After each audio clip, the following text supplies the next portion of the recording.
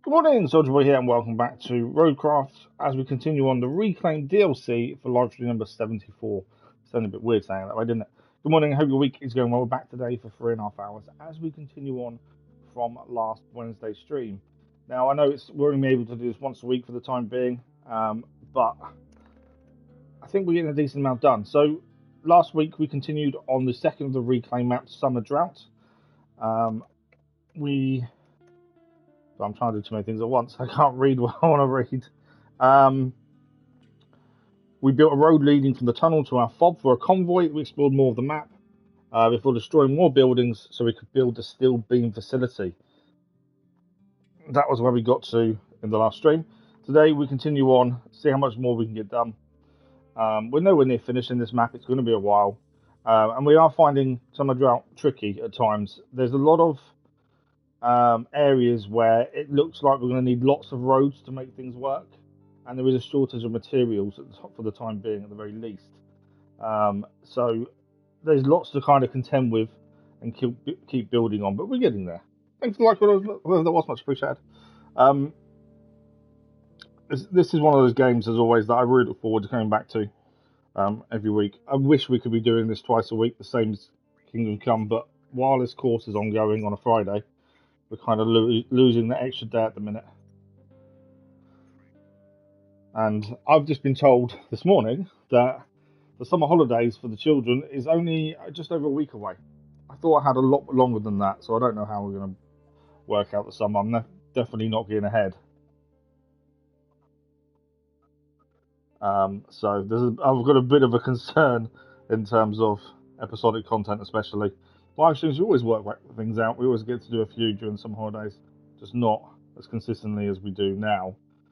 But even now, we're missing days still. I'm still struggling to recover from surgery. Yeah, it's all one of those things at the minute. It's frustrating times, let's put it that way. We're getting there, slowly and surely. I did have a quick look this morning to see if there's any news of what is coming up for RoadCraft. We know there is another couple of maps coming, I think, later this year, if I remember correctly. But they've recently done the vehicle mod update, so I don't think there's anything for a little while.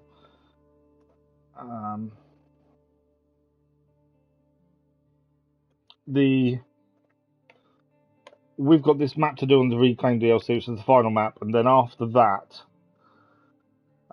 we are probably looking at. So I'm just looking at the same thing. So there's meant to be another update in September, which includes 2 new maps, 5 new vehicles, and new missions, including a hard mode option as well, and more after that. So they are definitely supporting this long term. I just wanted to quickly get the roadmap up myself to have another look at it. So I completely forgot what I'd say this morning, which is no good. So there is more to come. Obviously, once we finish the DLC, we'll move back to Expeditions and Mud Runner game, and then after that, we'll come back to this in September, I'm sure. September's going to be a busy time. We've got a Wolverine game out in September as well that we're doing. We've got to start Red Dead once we finish Kingdom Come Deliverance 2. A lot going on. I'm feeling All In's going to be the big problem more than anything else. Okay, let's have a look. So, Summer Drought, we're 22% complete so far. We're a long way off being done. You can see we've done probably 3/4 of the map. We've got the southeast corner kind of to look around and explore. We've done 2 of 15 infrastructure missions, no main objective. That's the main story part. We've done 6 of 26 side objectives as well. So let's have a look and see what we're going to be doing today. So far from what we found out with this map, road building is essential. I think without road building, we're going to have issues getting things to different places, especially any convoys. So yeah, very, very road heavy compared to previous maps, I would say. And obviously, you don't have to do it. There's ways around it, but to make your life easier, it is better to build the roads, I think. We did get the beam facility up and running, so I think it means we can now build metal bridges. Jake, come on, good morning, how are you? Let's have a look where we're at, mission-wise. So we just finished building the steel beam facility in the last stream. And mission-wise, repair the pumping station that the locals get through the drought season. That is the current thing, and we need to reach that location, which we've not been to just yet for the main mission. There'll be more to that once we get there. And we've got deliver the convoy to the quarry is a side objective at the minute. We've got to do a convoy from this sand quarry to that sand quarry. Now, it doesn't seem bad until we zoom out. That's one sand quarry, and all the way down here is the second one. So we need to put a bridge over here for a start. We're going to have to link a road up to the quarry. There is a potential road there, but we're going to need to link that up. I think it will start here. So we'll need to put a road along here to link to us over here, I would say. There is a partial road going to roughly there. We could then go across the bridge this way if we fix that bridge there. Seems a long way to go when we could just go this way through the town. The potential road over here all the way down to the quarry down there. And then we can spur off our road that's already there. Come down here. That's a pipeline, not down there. Spur off somewhere around here, I think. Potentially. Or we'll spur off somewhere to get us down to the bridge. Oh, over here. I'm thinking of the wrong part. So yeah, we can make the road go this way, over to the bridge here, and then potentially more road to get to that. Well, actually, that doesn't look like it's doable, thinking about it. I think it's that bridge that needs doing then, looking at it. Which means linking to here, maybe? I don't know. We've got to work it out. And that's kind of our first point of call, I think. Other than exploring the map and seeing what else we can find. Obviously, we can now build more bridges, which does make a big difference. What do we need for this bridge here? That's cement. Why do we choose cement for that bridge, I wonder? That obviously moves us closer to the main objective down here. There's an abandoned building down there as well. More abandoned buildings over here. We chose wood for this bridge. Don't know. We obviously chose this for a reason. I can't remember last stream and why we chose them. I'm not doing too bad, dude. Not too bad, thank you. Tired, but that's normal for me. But other than that, not too bad. Can't think why we chose wood. I mean, there is a lack of materials. That's the one big thing we find. There's a lack of materials on this map compared to others. So you've really got to work hard to get your materials. Right, we need to work out a plan of attack. I don't quite know what it is at this point. Obviously, bridges are a big thing. Oh, I know why we went concrete, because nothing else reaches. That was the thing we discovered last time. A lot of bridges don't reach, which obviously is an issue in itself. Some concrete there to be recycled. My little boy son is at school.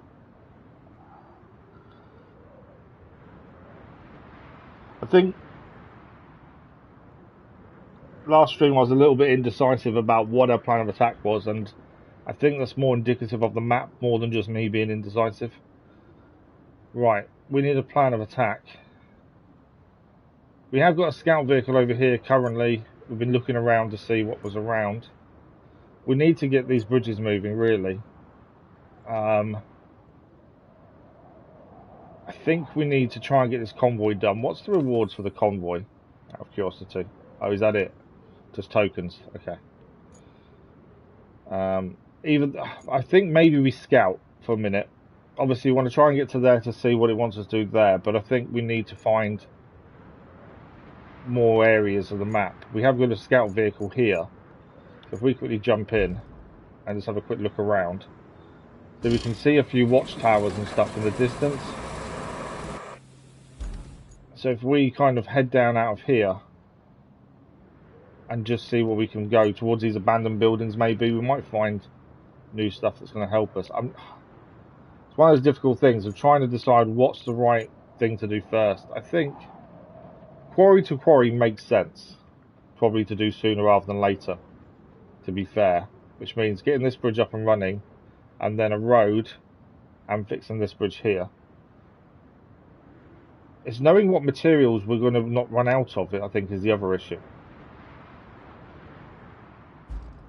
Because it's so easy to run out of materials if you're not careful.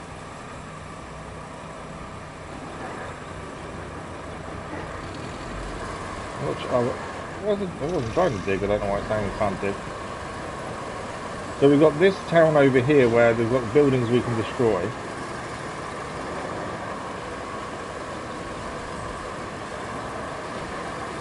And I believe, looking at things, the best option is to make roads rather than just let the convoys try.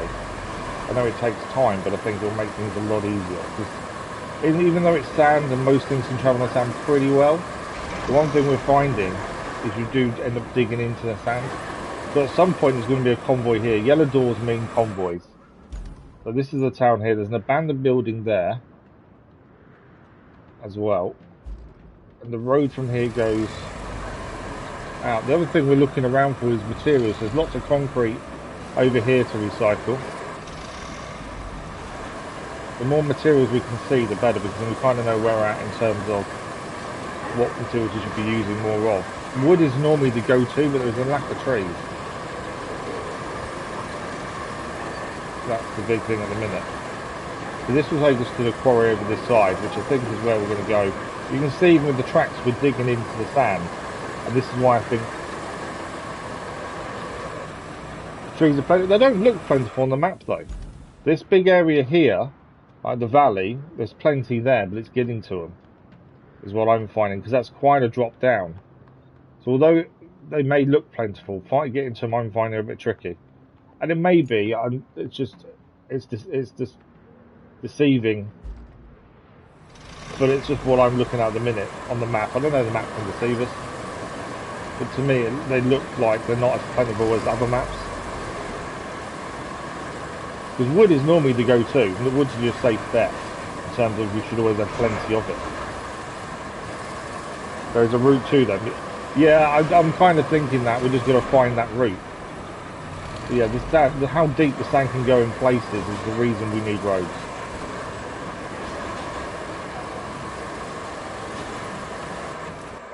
So this is the quarry here. I just wanted to open this up a bit more to give us some more options of way to go. I think quarry to quarry, we need to fix the small bridge over here, road to the bridge. I may even extend the road to here just to join everything up, make our life a little bit better. And then come across down here, and then we need to come to here, don't we really? There is a road here we can spur onto, and there's another bridge there. So I think spur along here, come down, and like I say, we don't have to do every bridge, but I think it makes sense to do roads, sorry, not bridges, to do roads, because the sand you can sink into, and there's nothing worse than a convoy not making it, because we've not done the road, and actually all we had to do was spend a little while doing the road, and then we don't have to spend ages trying to fix everything else. So I think let's build a road to the bridge first and foremost. From the quarry to the bridge, we'll fix this bridge, because actually if we fix that bridge, that gets us across, although we can come down here. There looks to be an entrance, like Jake Man was just saying, 2 trees down into the valley where all the trees are, and it is here by the looks of things. And obviously going across the bridge makes that route a little bit easier. I think you can come probably down here, which is a bit steeper. So let's get this bridge and this road done for the start of the convoy at the very least. I think that's our first port of call, and then from there we can start moving forward. Got to be less indecisive, but there's so much going on. Okay, so what we need is our dumper truck, first and foremost. Obviously, it's not an AI road, so we've got to lay the sand ourselves, which is not too bad. There is the quarry's nearby, so we'll be able to get sand from there. And we could forego the road, but I think we're better off doing it. I don't know which way I'm going yet, actually. As I say, it's going to be so easy for vehicles to sink into the sand. Right. We need to start basically here, don't we? At the quarry itself, I think.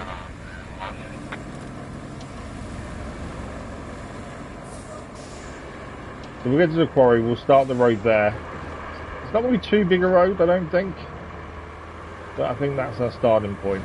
And then we'll link it to our other road anyway, just to make our life easier. There's no point. We might as well do it while we've got the machinery around that area. There's the bridge we're going to join to and fix. Yeah, we could, like I say, we could get around, probably a way of not doing as many roads, but long term, the more roads you have, the easier life gets later on. I think it makes sense to do all we can. I will say this map looks incredible in terms of visuals. I think it does look incredible. Right, there's our starting point for the convoy. Now this won't let us go all the way up to the doorway, but I think the white bit here, which is the hard part of the area, normally white means rock underneath. Yeah, that's going to be the hard part, so we'll just come off that, I think. And obviously we've got the quarry nearby, so we don't need anything else here to help us with the sand for the time being. So yeah, it looks like according to the road map, new maps coming in September. What I've just seen. Right, this will be our start point for the road then. So what we're going to do is come out here. We're going to follow the natural road that's already there as we approach this bit, this junction here. By the looks of things. Yeah, roads definitely make life easier. It takes time, but it does make life so much easier if you've got them. I know people that play this and don't build roads and then complain that the convoys are so difficult, and I think that's where roads makes a big difference. It makes your life so much easier if you've got roads done, especially later on in the map when you're moving lots of stuff around. It's not just the benefit of the convoys, it is benefit for yourself too. I've been looking forward to getting back to this all week as well. I'm really looking forward to getting back to expeditions as well. I'm really enjoying SnowRunner episodically. I think that obviously helps, and these are all in the same kind of genre.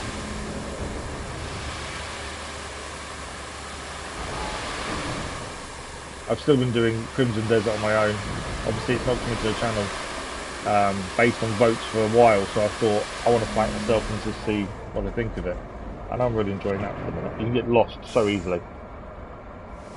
Yeah, I know you could probably get away with just sand. I've never been a fan of just doing sand on its own. I always, if I'm going to do a road, I always like to do it full asphalt. But yeah, you're right, you can get away with just sand. The problem is convoys, because they degrade the route, just sand for convoys doesn't work, does it? That's the thing. But I've never been a fan of just sanding it. I think if you're going to do something, you might as well do it properly, in my mind.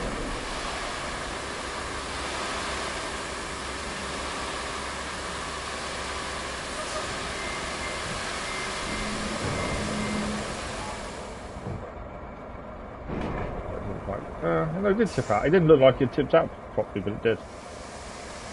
Okay, so we're going to come towards the houses over here. The road gets a bit fainter, and we're basically going to this point here. And then we'll spur off to the bridge and spur off to our road over here. I'm just going to find that connection point. Because the road kind of doesn't lead there naturally, I don't think. It kind of stops.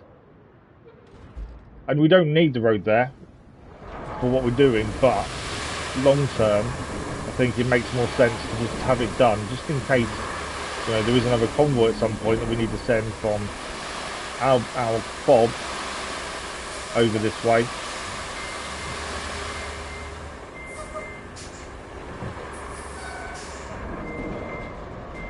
I don't want to come back to it and go, oh, I wish we'd done that connection sooner. So yeah, we're just going to this point here for the minute, and then we'll spur off two different directions. Obviously, bridge there we're going to fix with something.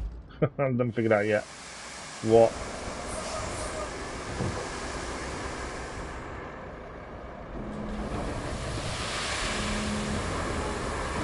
But yeah, while you've got all the vehicles out and about, you might as well do it fully and be done with it, and then you know you don't have to come back to it.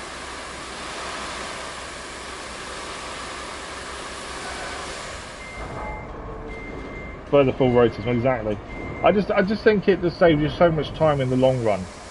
That's the thing. Whereas if you don't do it properly the first time, you've then got to come back and fix things. Just easier to do it in one go, and it'll be done with. And then so you don't have to worry about going forward. That's the thing.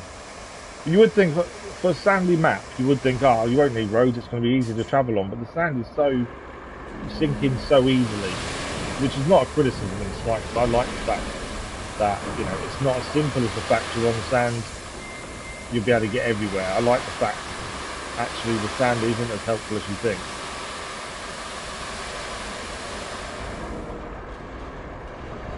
Because I think it is deceiving in that respect, that sand you would think, oh, well, it's easy to travel on. Yeah, extremely deceiving. Now, we don't necessarily need the road to hit the bridge here, but we're going to do it just because I'd like to do things properly.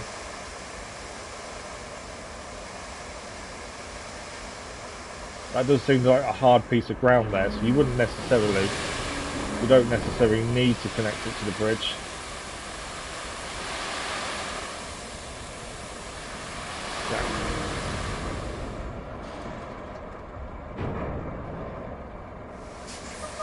While it's doing that, I'm going to start on the bridge and come this way.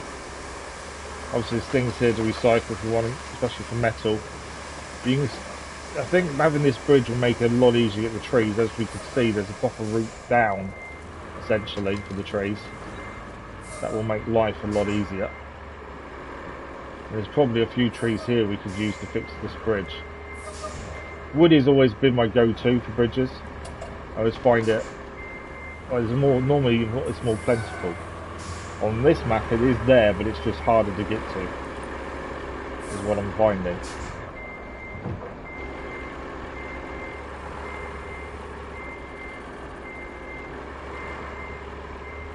Okay.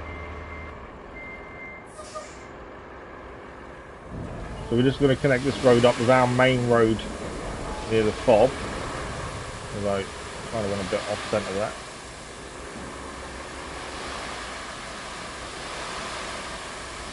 I didn't quite go to plan, admittedly.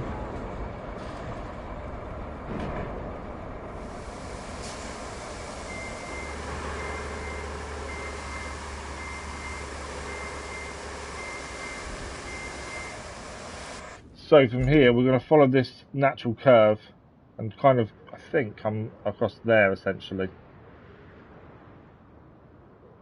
Although saying that, is that tree? I wonder if we cut the trees down there and use the wood from that, maybe. Let's see how we go. Trying to use the natural curve that's already in the ground, try to follow with the road, with this bit here. Although it kind of goes up. Let's go this way.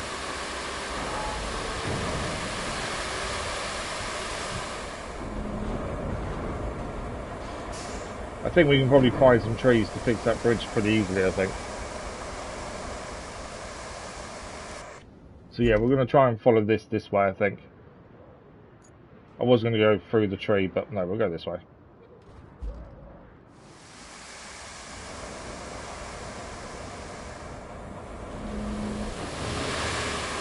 I think I'm getting a little bit better at putting the sand down evenly. Still find it tricky at times.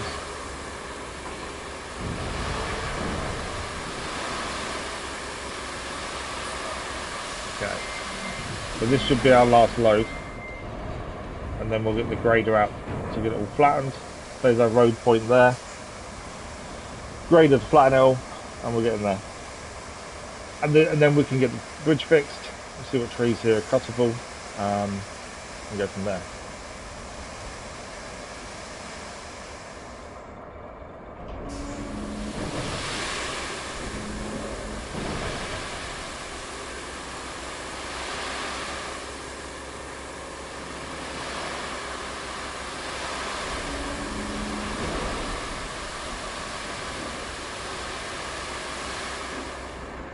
We're going to run out just short. I think I might have done, to be fair.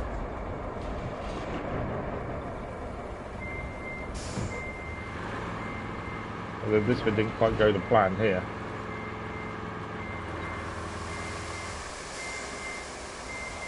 Right, we'll boost it over. And then, yeah, grader, and then go from there. Like I say, we have to fix that bridge, and over the other side we're probably going to need more road building anyway. I think that's the big thing. We spend the time now making the roads, and it will make life a lot easier in the long run. and later on the map.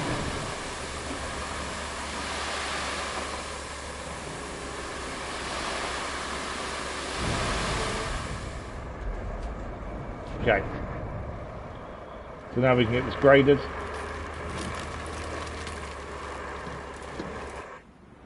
So our grade, I think all our vehicles up for the road are here, to be fair. Jump in the grader. That we can follow their vehicle there. Nice and simple.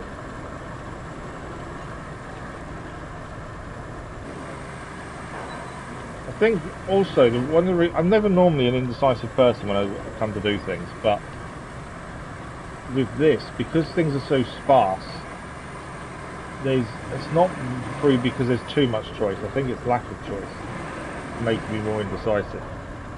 You know, it's not an obvious route of what you need to achieve. It's more of you need to figure it out yourself, and that's definitely not a bad thing. It is making me a little bit more indecisive than I would normally be, I would say.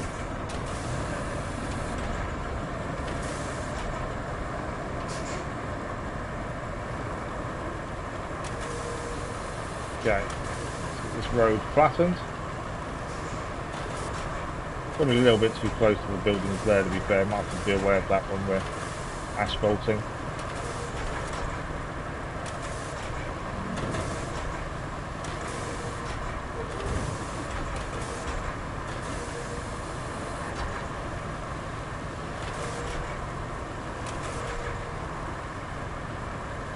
Yeah, I think a little bit of wood, a wooden bridge to fix the gap in the bridge we've got should be enough. I probably only need 1 or 2 trees for that, I would get. We can always set that up in a second to see what we need. But yeah, I don't think we'll need many for it to get that bridge fixed. And as I say, that then gives us a route across to actually get more trees. And an easier way down. Because currently on the way down is really steep, so actually getting a vehicle down there and back up with trees is not very easy. But an actual route down would make life so much better.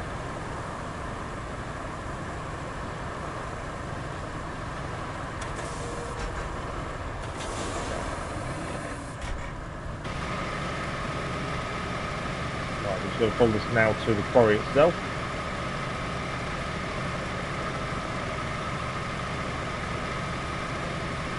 That's the thing, it's also future planning, so we don't know if we're going to need more convoys coming this way in the future, so the more we can actually plan ahead just in case. You know, we then get a quarry mission, convoy mission later, and it's like, oh, we don't need to do anything for it. All the roads are laid, you can just travel. It does make life easier later on.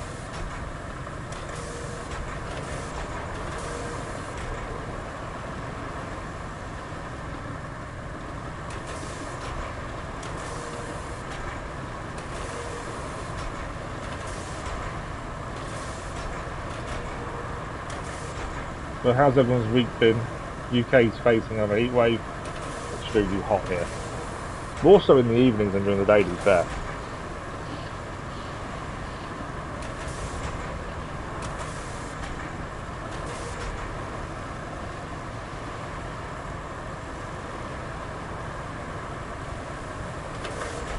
I've been seeing the big row at the minute about Sony. Obviously we play on PlayStation, so the big row at the minute is Sony getting rid of physical media, essentially, and people petitioning to stop it. I do buy a lot more stuff. I've got a disc PS5, but I do buy a lot more games digitally, just because it's easier. Because if we are doing a game on release, or well, it's normally a game on release, I'll pre-order it so we can download it that night of release, and then first thing in the morning ready to go. Just makes my life easier. Plus the fact it's harder for me physically to go out to buy games physically. So for me, physical media has gone to the wayside quite a lot. But then at the same time, I do, you know, pop into CEX if I can when I'm out, and I do buy second-hand games and stuff occasionally. But I know the petition is gaining quite a lot of support currently. I can't see them change their mind just because of a petition. I don't think it's going to happen. And I think GTA 6 coming out and saying there's no physical release on release was kind of the start of it all, of when we kind of can start seeing the end of physical media in a way. And I get people's point, you know, being able to trade games, sell games when you finish with them. Why are you going so slowly? Slow gear. Is a big part of gaming. I think that's the thing. And it's something I've always done as well. But due to not being able to go out as much, digital makes my life easier. But I can see people's argument. The biggest thing people are saying about not owning, there's a big thing at the minute. Sony took away 500 odd movies and stuff that people have brought because they lost the licensing to the films, and they just took it off people's lists and things that they'd physically paid for. And I think that kind of thing starts a bigger issue. I don't think it's a digital only issue at play. I think it's who owns what you pay for is the bigger issue. There's a lot of people coming in support of it and saying, well, I buy it from digitally, what's the big deal? But it is more the ownership, isn't it, more? It's, I think, more the bigger issue than the fact physical media is going away. But this has been on the cards for years. It's been inevitable it's going to happen. I think they're dealing with badly, Sony. They've not responded to anything anyone's put or said, and every post they do make is inundated with "stop this," but they're not responding. I think that's the worst thing. Going radio silent doesn't make it go away. They don't really help themselves in that respect.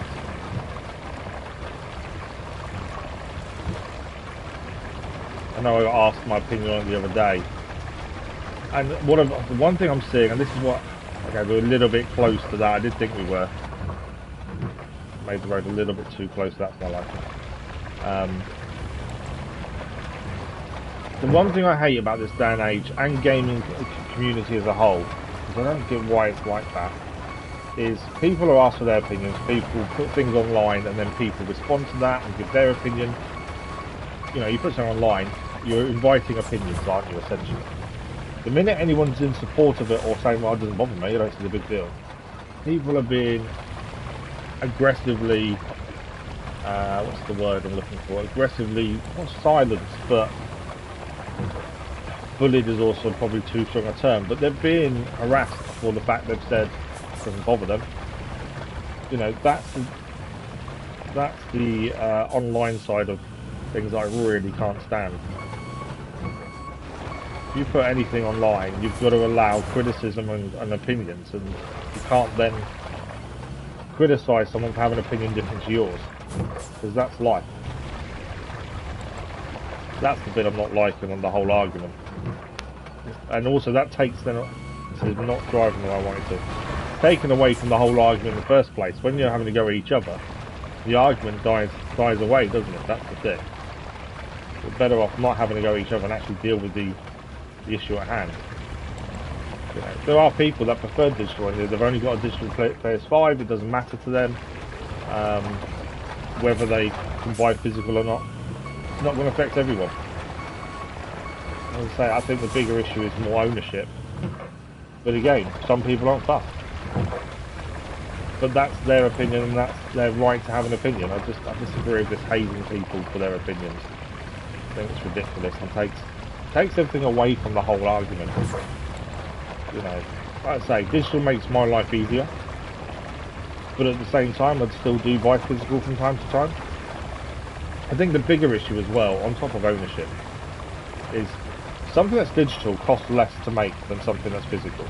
You know, you don't then have to make the case, you don't have to burn it onto CD and all that extra time and money that needs to be spent to do a physical release.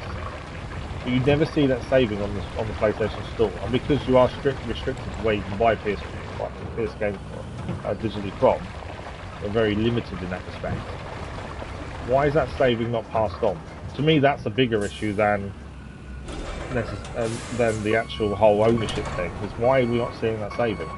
Because they are saving money by not making a physical object, essentially. And they never. I saw something the other day about someone saying, "Well, why don't they allow us to trade digital games?" It's never going to happen. That's the thing. It's never going to be a thing they're going to do. I don't think it's ever going to be possible in that respect.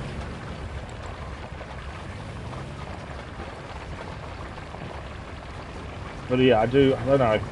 I'm in two minds of how it's going to go. I don't think they'll change their mind. I don't think a petition will do anything, no matter how much support it has.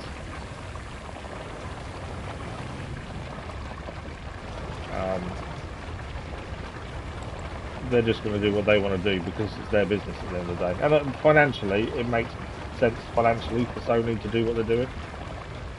But it's more that the fact that then you're going to be so restricted on where to buy stuff from that pricing is going to could become stupid. And you know, there will be the hardcore people that buy everything when they want it and they have the money not to worry. But the majority of people are working people that £70 on a game, they're planning that for a couple of months before they actually put the money down because they've got a budget. And that it's currently £70 a game. Is that going to change when there's no real competition? Possibly, despite the fact they're going to be saving money massively.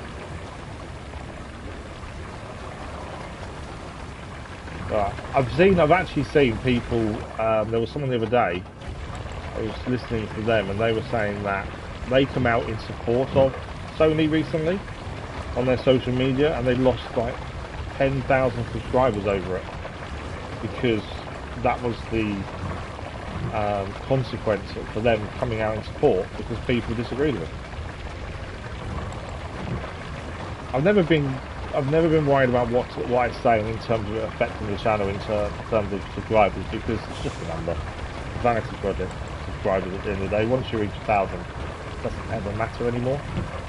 And I've said this time and time again. But to have your channel then badly affected because you've given an opinion that you've been asked about as well, I think that's wrong. At the end of the day, we need to realise these companies can do what they want. And no matter what we do or try and do to stop them, make them reconsider, they're going to change their mind. For them, it's all numbers. I think the current petition for stopping the digital thing is 120,000. And they estimate PlayStation to have sold millions of consoles. And if you say one person per console, that petition is barely 1% of the player base, essentially. And there's a big thing in a minute, cancel your PlayStation Plus subscription to kind of prove a point. But then if you've got lots of library full of PlayStation Plus games that you've got for free over the years, you're losing access to all of those. You're actually screwing yourself over. It is a difficult one. Like I say, I've never been afraid to say what I think. I've never been in fear of being cancelled because it's what it is. It doesn't want me. We don't do this for that. We do this because it helps me mentally. I just think gaming as a whole needs to come together more than they are. Not be as aggressive with each other and just respect people who have different opinions. I think that's the big thing. And every time there's a debate about anything, gaming comes out looking bad because of the way they treat the people having the opinions. And that's the big thing that I dislike. Right, asphalt done. I wasn't actually going to plan on talking about it, to be fair. But it kind of popped in my head while I was doing the asphalt. Don't do that to the people. They don't care, the AI, do they? They should break, at least. At least show you you're not trying to destroy equipment. I've said it before, obviously we started to get this game before you can have damage on vehicles and fuel. And to add it in now, we'd have to restart the whole base game from scratch, which we're not going to do. So we can't have in damage and stuff. But if you've got convoys like that happening and one of them hits you, it's damage to your vehicle. That could become quite annoying.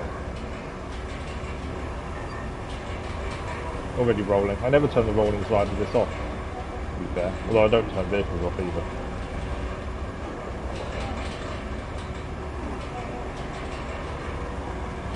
But yeah, without anyone obviously having a go at each other, what do people think about this ongoing issue with Sony? I think the other thing you've got to think about is PC did it years ago. PC are very much digital only now, with the likes of Steam and Epic. There's probably others that I don't know about. I don't do lots of PC gaming. I do Football Manager and a few other little bits, that's about it. There's probably more than I'm aware of. But yeah, they're the two big ones I'm aware of. I use, but they're all digital. And no one's ever come out and had a go at them for doing that. I don't even know if you can buy a physical PC game at all now. I've not looked, to be fair. I wonder if that's actually a thing. Because if it's not, how come no one kicked off over that? As I say, I know the real issue is ownership more than actually physical media, but you could argue the same with Steam and Epic and all the rest of them.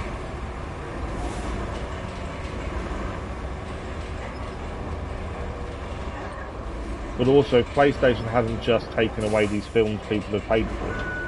Would people really be that bothered at the minute? Is it because there's history there?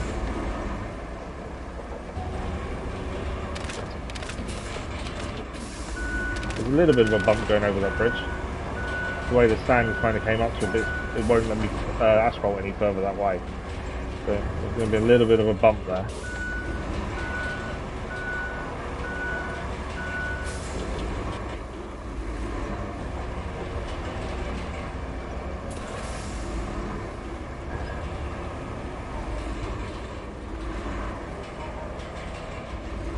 So that's this bit done. Obviously we're going to back on ourselves here. What we'll do, we'll go to the right and then come back fully. Just to save us doing the same thing over nothing. Could have made this turning a bit better, I suppose. We could have cut the corner a bit more. With more sand there, that may have been made the corner taken a bit easier, but we should be able to get around that, I think.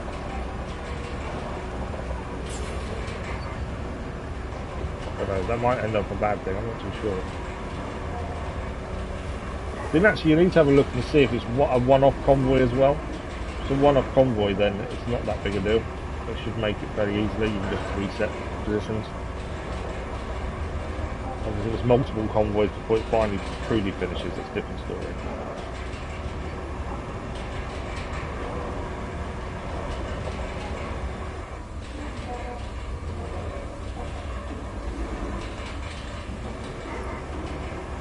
To be fair, we probably should have checked that before we built a road, because this may be completely unneeded if it's a one-off. Although there may be more later, we don't know. That's the other thing. But it does long-term make our life easier.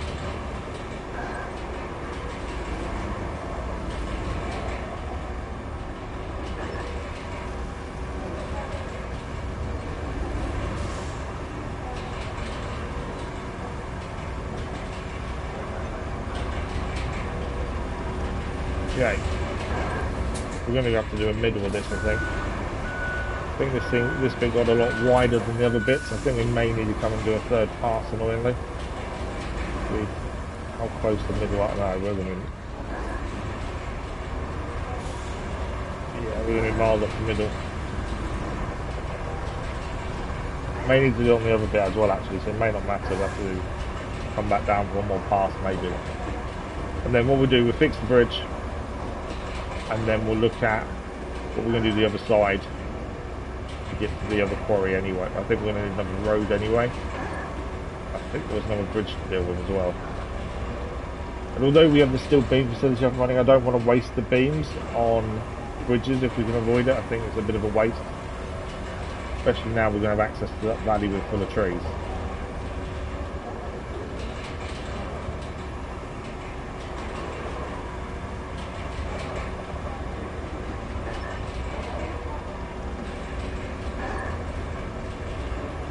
We're getting there.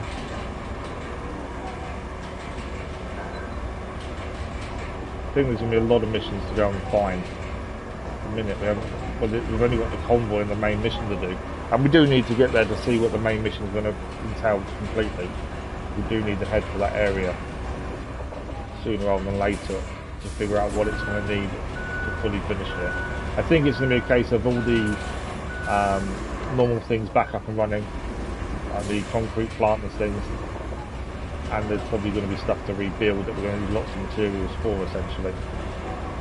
There's definitely a lot more building destruction on this second map compared to the first. I was a bit disappointed with the amount we had on the first map, considering the Wrecking Ball was a big thing about the DLC in itself. I think we still need to buy the unrusty version of the Wrecking Ball. It wasn't a thing at the start of the DLC. You just had one Wrecking Ball they gave you, and in the last update they added in another one and made the one you were given rusty, like they have for every other vehicle, to be fair. So I was surprised they didn't do it on release of the DLC, to be honest. But we still need to buy the unrusty version, I think. Or did we? I don't think we already did it. I think we just still need to do it. I still don't understand what the tractor unit's for either. There's a tractor unit in the shop. I think we own it, and we try and buy one of each vehicle. But there's still nothing you can do with it. I don't get why it's a thing. I don't understand if you can get a trailer that you can hitch to, but there isn't one. So I don't quite know what the point of that is. Right, we just need to admit a bit down here. I think most of it is actually okay, it's just that end part. And then fix the bridge. We'll have to get our crayfish over this way for some trees. And then head over the other side and work out what we're going to do over there to get to the other bridge, I think. I think there's a second bridge to do as well, but now we can get to the valley after the bridge. Bridges will be a lot quicker and easier. We can load up a vehicle with trees and just take them where we need to.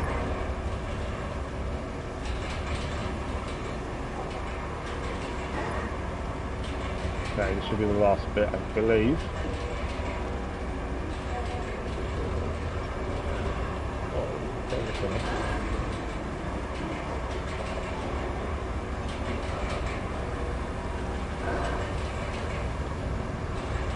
Okay, there we go. Like I say, I think we're going to need another road over the other side anyway. In a minute, we'll just chuck these over here.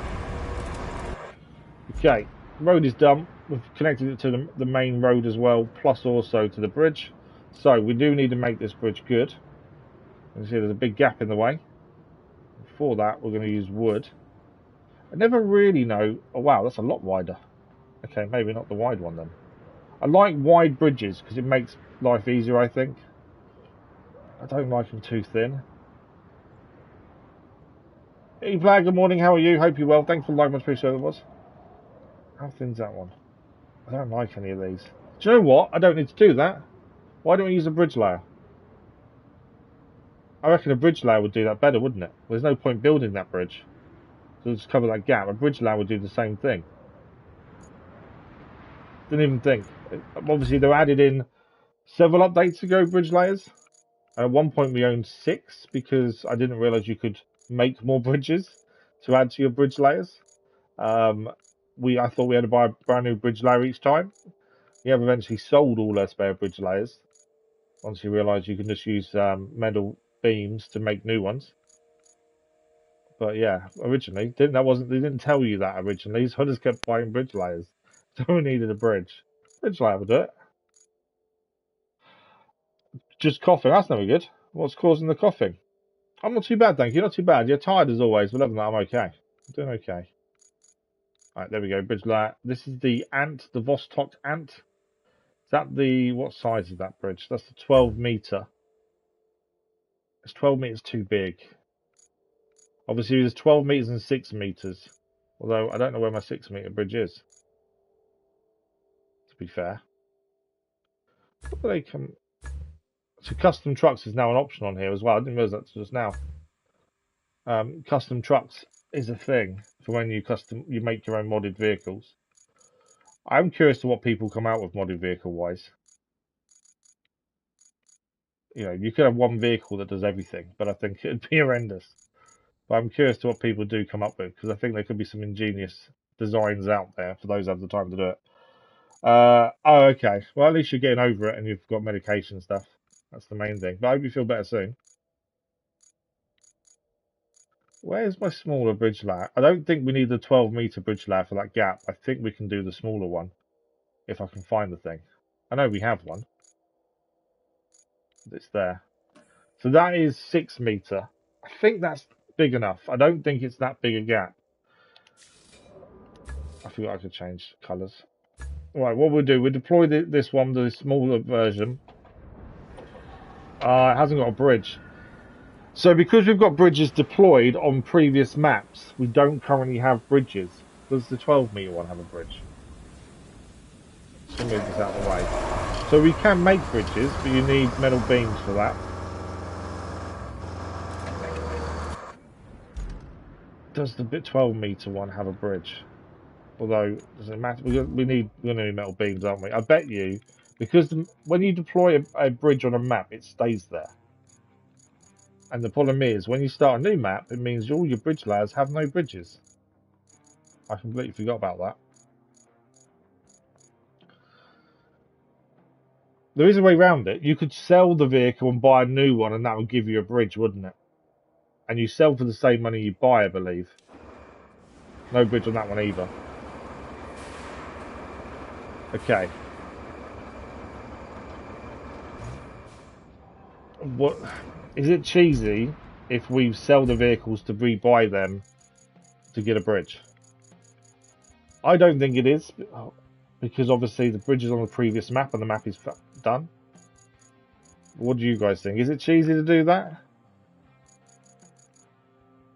I'm just checking the sale price compared to that one there. Retain that. That's 42,000. And in the shop, I need to find the shop. Taiga. I never remember what they're called. There's the ant. I know you don't get as much money back. I didn't realise that. So you do lose money by selling them to rebuy. That's 51 in the shop. And we set it 42. So you lose about 10 grand. 9 grand. I think we better just make the metal beams, better we really?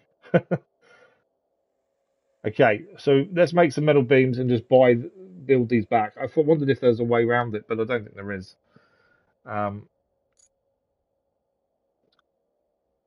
Let's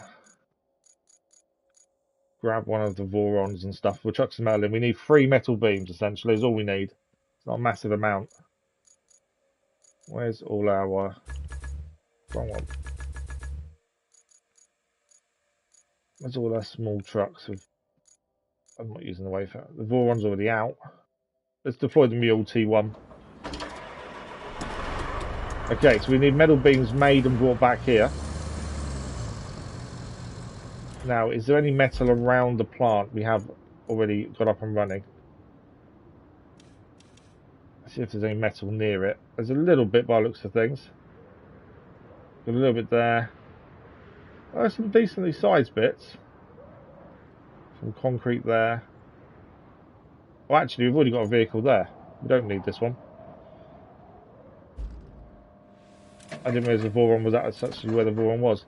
Right, we need 3 steel beams, so we'll use the bits that are local here already. We'll chuck those in. And if it's not enough, we'll have to bring some more. But we'll try and use what's already around the area. We just need 3 beams, then we can get the bridge. But yeah, I completely forgot that you lose bridges when you restart a new map.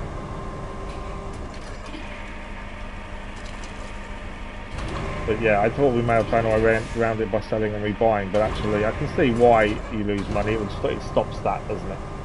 Like in SnowRunner, you buy a trader in SnowRunner, you use the parts and the fuel, and you sell it for the same money you bought it for. It kind of makes things a bit, well, just for free fuel and stuff, it makes things a little bit easier. Obviously, you can set a personal rule that you're not going to do that.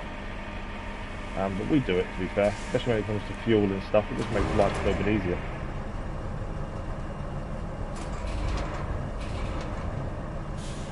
As I say, we need 3 beams. Are any of these ones out the front? No, they're all plastic, aren't they? Is that concrete or metal? That's concrete there. There's a big bit of metal over here.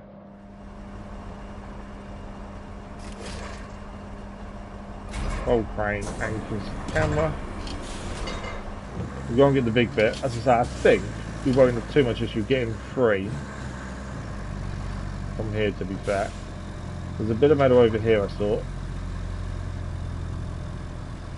Hey, what is that? A couple of drums by the looks of things.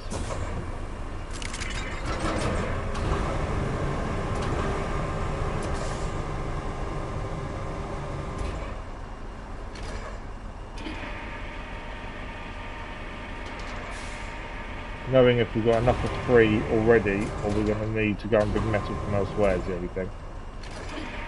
But it's 3 beams for a new bridge. Ah, dropped it off.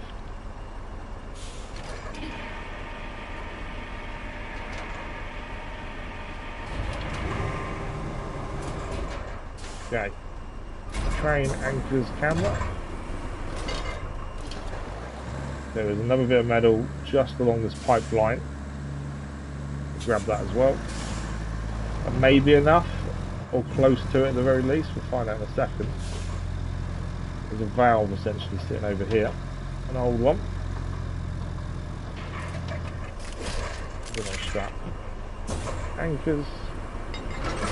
Camera, crane.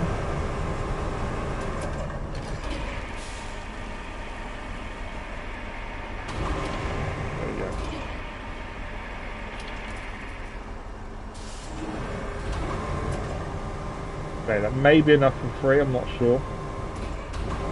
We'll go and deliver it. We'd actually have to take it all that far, to be fair. I think there is a little bit more metal here if we do want it. I'm hoping that's enough for free, though.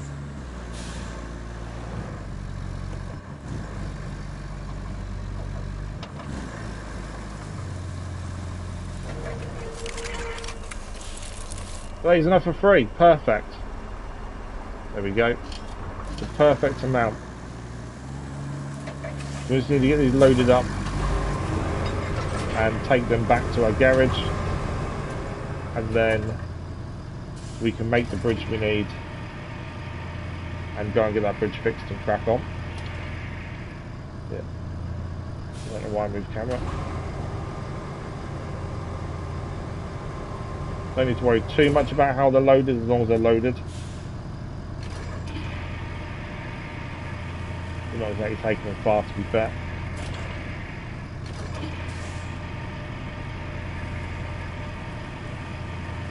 There we go. Strap the cargo. Crane, anchor, camera. Right, I think it is a straight down.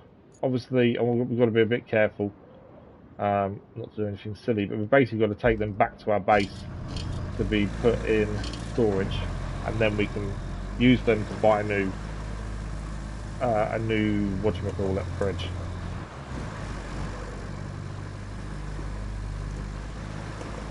And then we can do a smaller one across, and then we can reassess what we're doing from there. But yeah, we could have just used trees, to be fair, but I think it makes sense to make a temporary bridge there because it's only a small gap.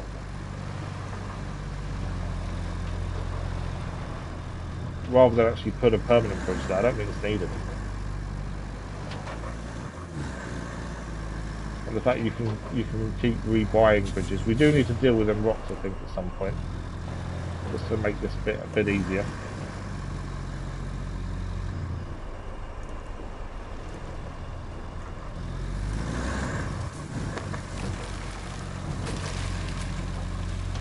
The whole vehicle there is for sale. Once you get the shop, you can essentially sell that. Something we don't do. We've not resold vehicles, to be fair, or materials. It's just not something we've ever really done throughout the whole game, to be honest.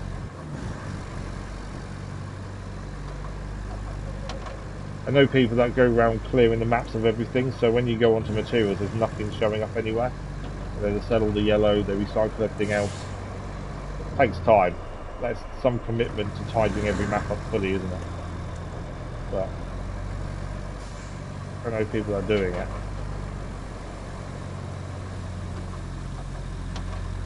Okay, let's get these delivered, and then we'll get our bridge, and we'll go and get the next bit done as we make our way over to the other quarry, essentially.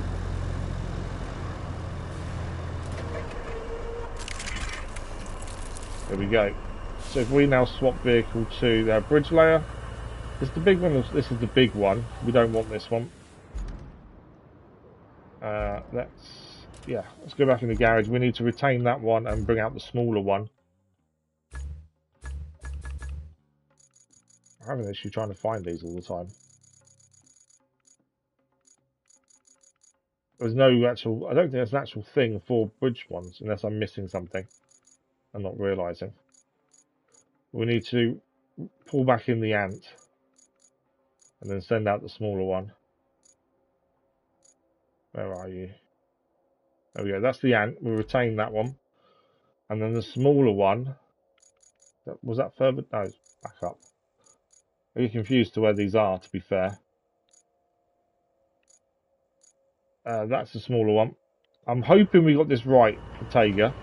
So we can now buy a new bridge. You can see in the bottom left.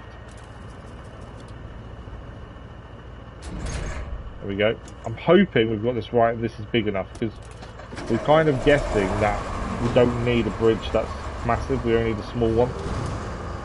And if we've got this wrong, we're going to need to get another 3 bits of metal so we can actually get the bigger one for the ant. But I think this should be okay.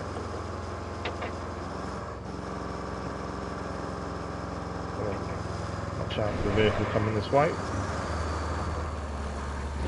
I think the temporary bridges like this have been a brilliant addition.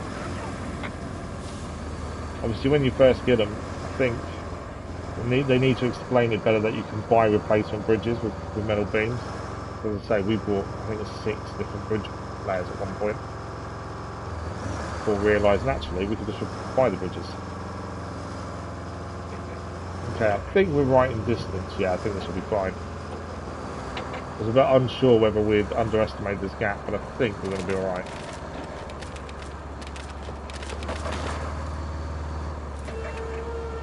Okay.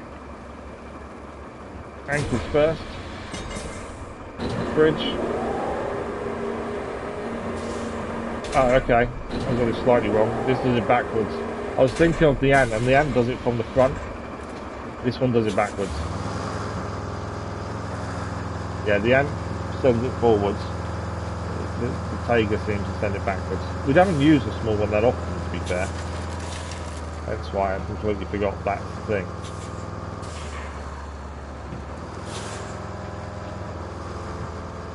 Okay, so we can get the bridge done and then we can look at trees down in the valley. We'll be able to get to there now a lot easier.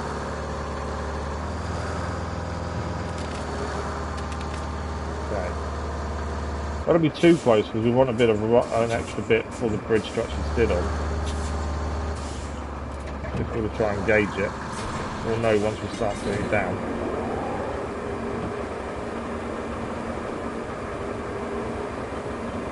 Very right in the smaller bridge being okay. Oh, no we weren't. I don't know if that reaches, you know. Although we have got a bit of space this side. Does that reach?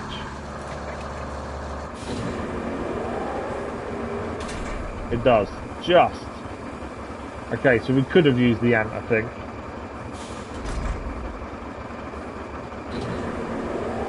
Yeah, we could have used the ant. I think the ant still would have been overkill. The ant's 12 metres, this was a 6 metre. 12 metres, we double that, and it would be too much, to be fair. So I think we did the right decision doing the smaller version. But there's not much room for manoeuvre there, is there? Okay. So the bridge is now usable. Obviously we've got the track leading down here, which is into the valley where all the trees are. All down here. There's probably another route from there as well. So our next thinking is we need to make a connection between this bridge and this bridge here. Then build that bridge, which we're going to do out of wood, to then come across to this quarry here so the convoy can do its thing. So more road building, but this time we've got to work out where we're going here. There's another part there for missing bridge, but again, I think we'll have to do that out of wood, I think. So the normal road leads from the bridge down here, and then we kind of need to spur off and decide. It kind of goes up here and then down. Yeah, there is a road to follow by the looks of that, actually. In terms of sand quarry, we've got to here.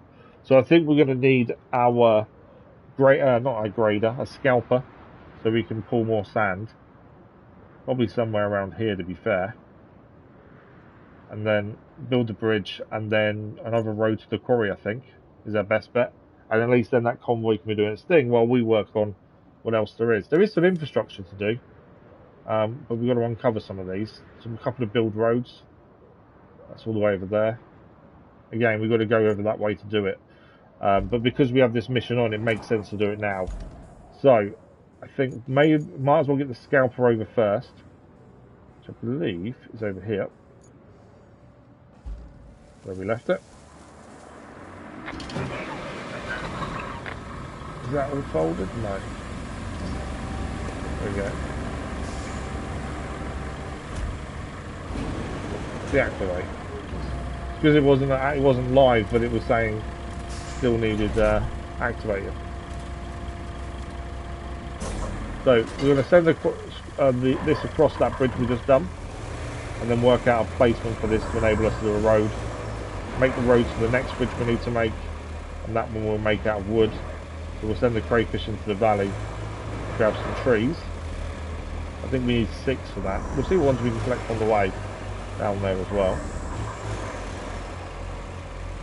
And then we can get across that quarry. We probably could get away with not road building, but like I say, I'd rather do it now and make our life easier long term than not do it and have to come and do it anyway later.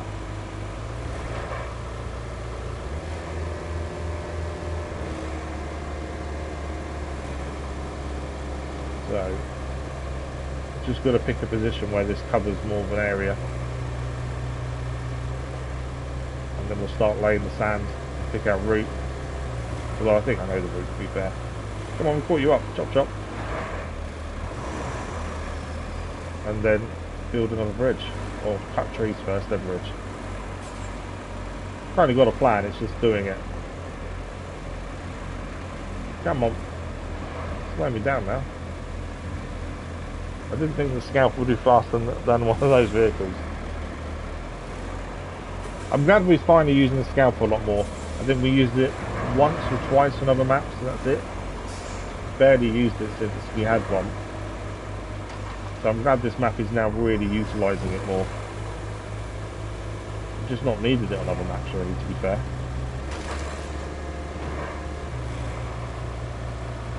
Okay, first test of our bridge.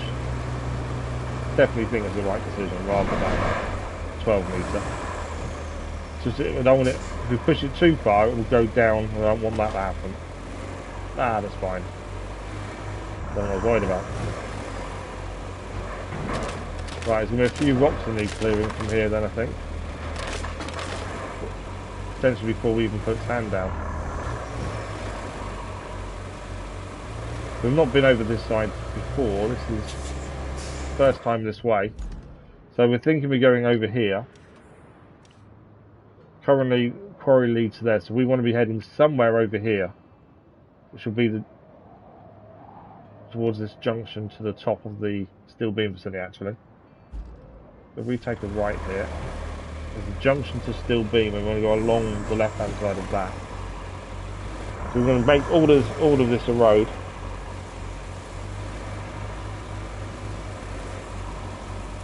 There are a few rocks. We're going to clear them first, maybe. I find clearing rocks after laying sand is a pain, but some of them only come up once you've laid sand. This is a bit of a climb. It's a bit of a dip there, isn't it? Okay, so this is the junction that leads to the steel beam facility to the right. We want to head down to the left. There's actually a few trees here that's probably usable for that bridge coming up over there.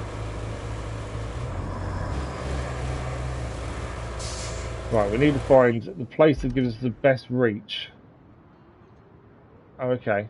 It may even be there, to be fair. We can probably come back a little bit, but it's probably around where we are. There will be a bit that isn't connected, so actually, probably, need to go. So also looking around where it's still going to count as sand. That's the thing. I'm not sure how much of this it will save will count as sand.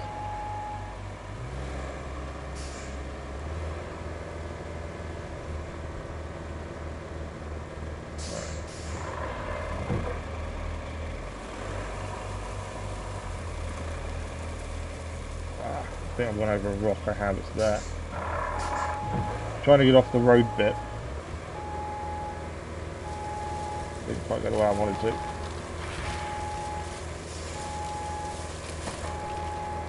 Come on.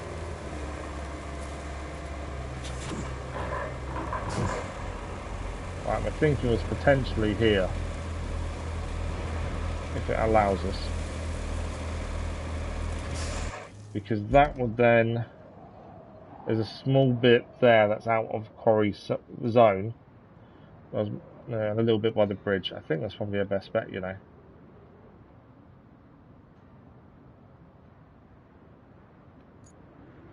Just looking at where it's actually going to allow us to speed. I think here's probably our best bet. Do we need to go a little bit off more off the road, maybe? No, not going to allow us. I just think that might be an issue. I wonder if we go here, where the junction is, maybe. There's definitely sand there, isn't it? That's the thing. Maybe we can always move closer to the bridge when we need to. For this first bit. Because you can't say this isn't sand. Whether or not we need a road up to... There we go. Whether or not we need a road up to the steel beam facility in the future, at least we'll have this access point to add to if we really need to. Right, so that's those two. So we're going to start building the road coming this way, and the aim is to get to this bridge here. Is the aim. So our second road of the day. Where is our... there.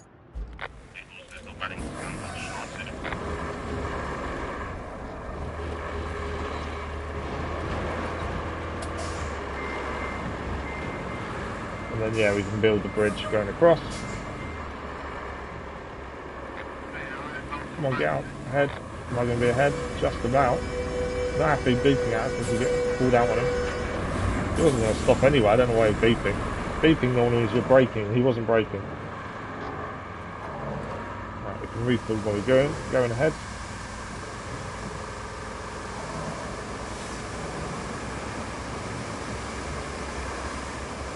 Okay, across the bridge. Over the other side of the bridge it does look, it's white, which tells us that it is quite firm ground here. But if we're doing a road, there's no point just not doing some of it because it looks a bit firmer. We'll do the whole thing. I probably should have moved them rocks first, to be fair. Hopefully they won't cause too much of an issue. Moving them once you put sand down, I find really problematic at times. You end up putting divots in the sand and the roads then really uneven and bumpy. It's like English roads, to be fair.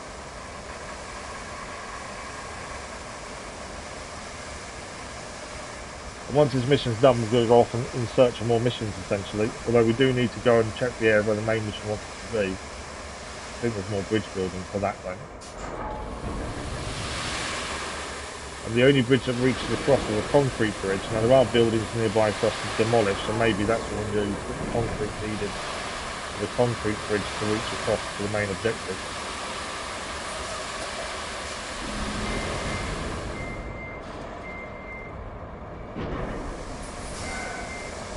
Okay, so this is a junction here. Turn to the right, up the hill. Where are we going?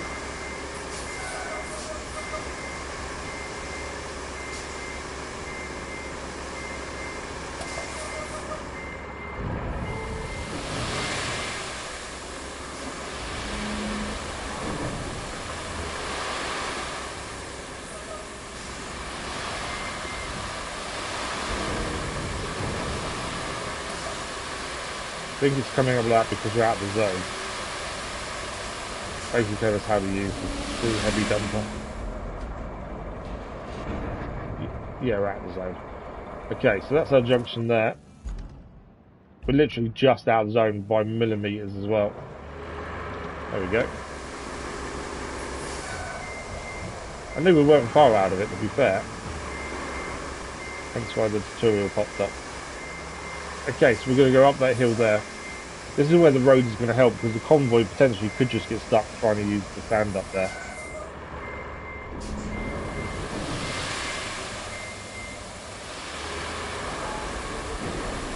Well, I'm getting a little bit better at evenly laying sand for roads. I'm not amazing at it.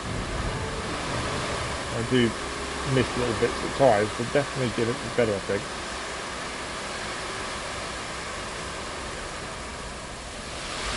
The only thing I find deceiving with these dumpers is it still sounds like sand's coming out when there's no sand left.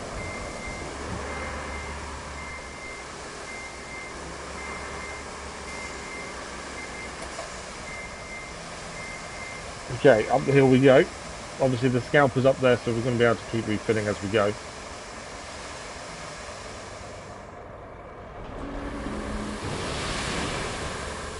Not a bit too far.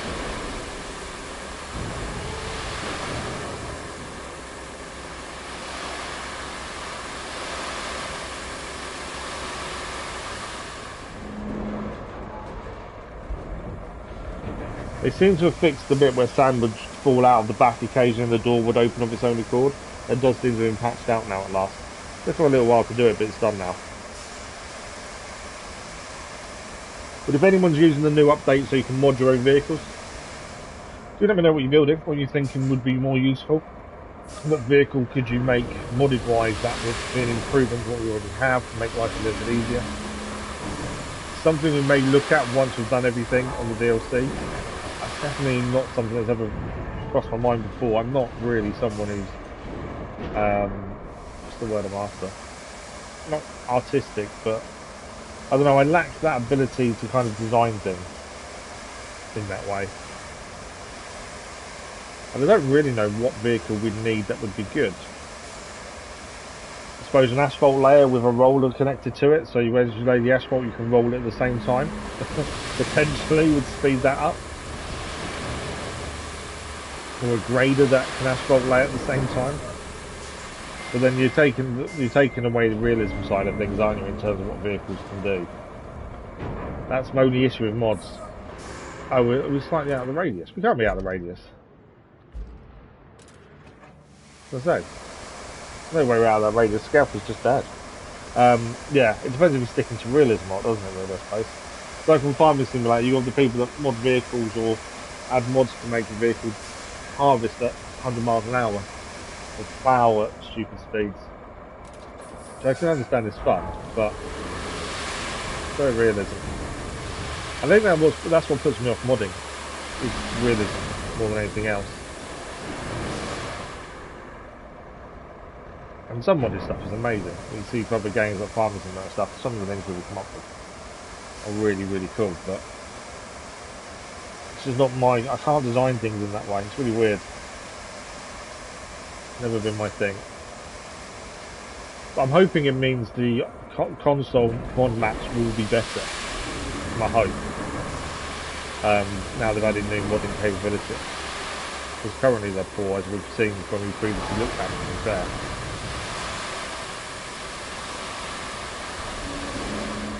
Although it's still making the sound that's coming out, it's definitely not. So at some point you may need to add a spur off and go up the hill, which will add to the steel beam facility. That may be something we need in the future. Especially, yeah, there's a yellow door here, which means convoy. So at some point we'll probably have to add on to this road. I don't think we need to do it now. Oh, should we? And we know there's going to be a convoy. The yellow door says that. All yellow doors mean convoys, essentially. No, we're not... Part of me thinks we should do it now while we're here, but it's actually going to add a massive amount on. No, let's focus on what we're doing. It's not going to be difficult to get here to do the extra bit when we need to be fair. I mean, if we don't focus on what we're trying to achieve, I will go and do loads of other things and not actually get anywhere. But at least we know we'll need to add on at some point. It's still showing loads in the dumper there, and it's not tipping anything. Back up the hill. I'm now doubting myself if I should actually go and spur up now, although the scalper is blocking it, to be fair. Just while the vehicle's here, knowing that we're going to need something up there, maybe we might have to. I'm in two minds.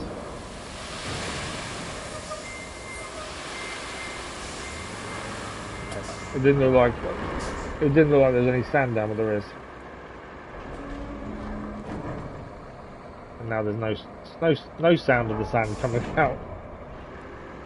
Sound of sand coming out when there's no sand, and then no sound when there is sand coming out. Occasionally you get these issues. Okay, where are we in relation to the bridge now then? We're actually not far away, so this is the junction we're aiming for the bridge. So just down this slope here, we're going to run out of quarry, but we can always move this way a little bit. I think once we grade the road, I may run back up and do the bit up the top, knowing that we're going to need that at some point. Makes me think while we're here, we may as well do it.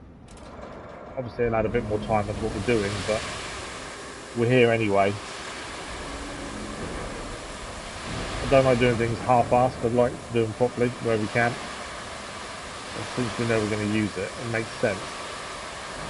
Plus it'll make our life easier if we bring the metal up as well. That's the other side of it. It's not just for the AI and making convoys run smoothly. It means we can use things like the Wayfarer and load a big load up because we know we're going to use a road to get it all there. Whereas if we don't put roads down, we can't use the Wayfarer at all, but it carries the most amount of stuff. So the more roads you have for the Wayfarer, the easier it is to use. Which means you can then carry more up to these places.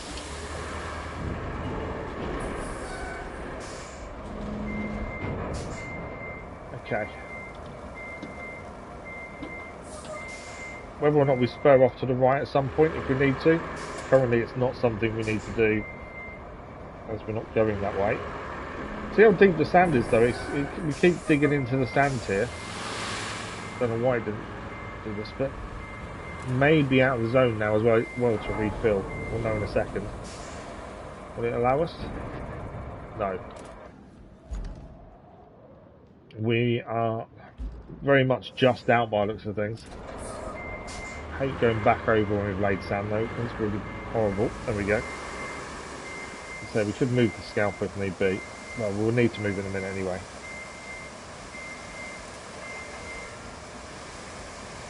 So there's a bridge just there that we need to build. There's lots of trees around and now we've got access to the valley a lot easier now than doing the first bridge. This one we will need to build a rocket bridge though. We're not going to be able to use a bridge layout.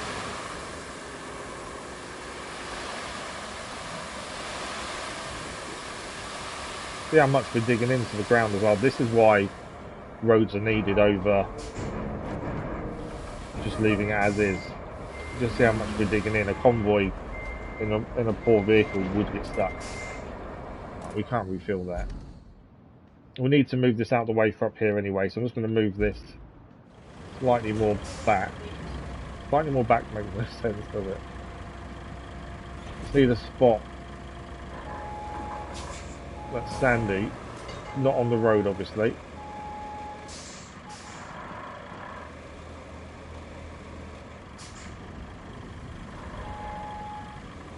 Right, let's turn right. I want to go the other way. I don't really want to go over the road we've just done. Although I may not have a choice, so I don't think it's going to turn enough. Oh no, might be alright.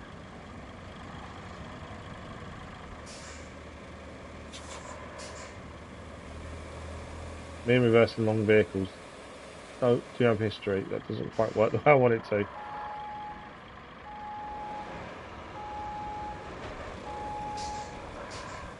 Okay, go that way.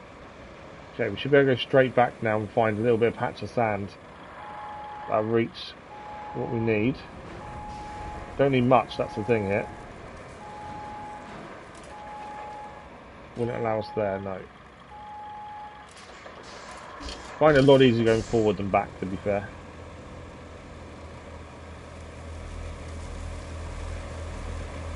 Anything with a big trailer, I struggle massively. Right, this should allow it here. You can see how sandy it is, to be fair. There we go. Well, actually, I think it cancelled it. Trailer moved, that's right. There we go. So that will now reach to exactly where we are down here.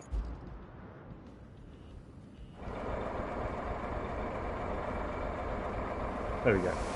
Wait for it to set itself up. The last little bit, and then we'll grade what we've done, and then I'll send this back up to the last little bit going up as well. We might, like I said, we're here anyway. It's one of those things where you think, oh, it's more time, but actually, it's going to need it doing because we know there's going to be convoy at some point. Right, got to stop a little bit short here. The bears will be fine. Right, let's get this out of the way. So we'll grade what we've done and then we'll send this back up to do the other bit. Grade that and then we can asphalt it and roll it, and that is job done. Okay. See how deep the sand is getting though on the wheels, look at that. I still think this map is too muddy for the sand. I think it showcases too much mud. Because I don't think there should be that much mud.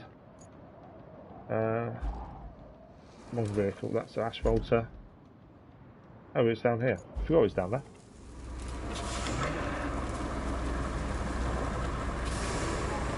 Okay, so across the bridge we go, and then we can grade all we've done.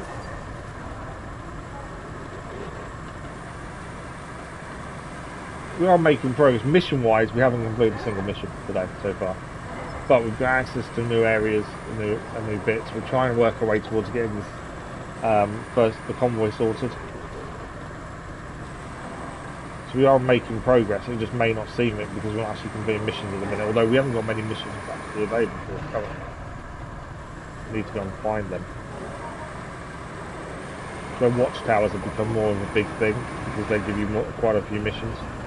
And also finding random buildings can also give you missions as well, as we saw with the lighthouse in the last map as well.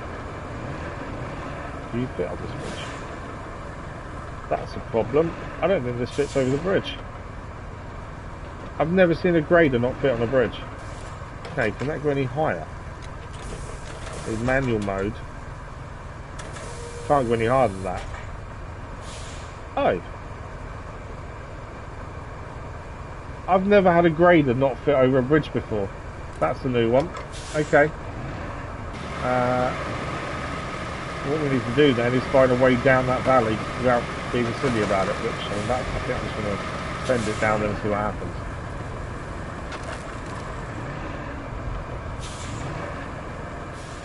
How bad is that valley drop off? It does look quite severe, but I think just slightly this way, I think we can send it down the valley and up the other side. Hopefully. There's a lot of, look how many rocks are down there. I thought we'd have access to the valley, but there's a lot of rocks down there. That's one thing I want them to add to this, is so you can actually do something. Oh, that's a drop. So you can actually do something with the rocks rather than just move them out of the way. I kind of want the ability to do something with them. I could send this. I think it'd be bad to send it. That drop off just looks too bad. So what we can do, big crane and just put it down. That's probably our best option.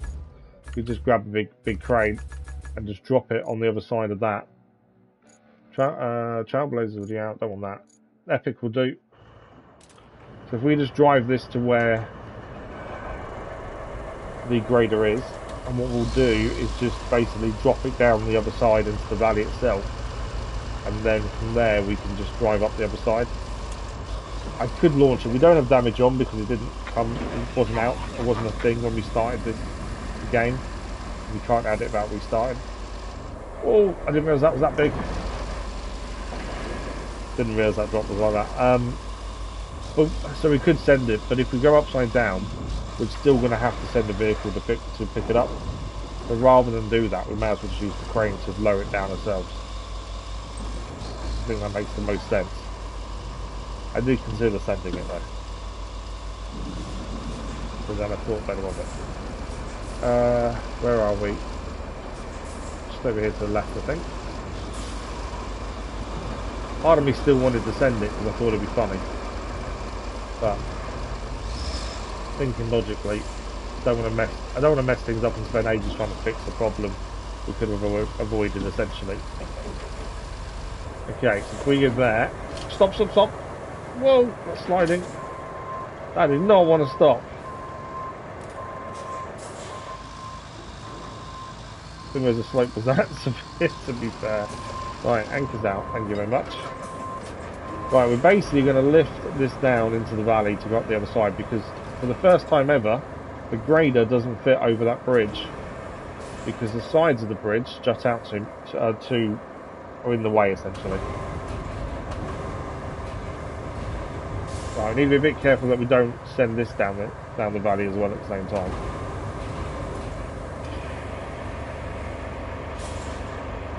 Kind of still wanted to send it. I also think it was a bad idea. Okay, let's swap back. That is definitely a first where we've not been able to use a bridge because the bridge sides stop us from going across it.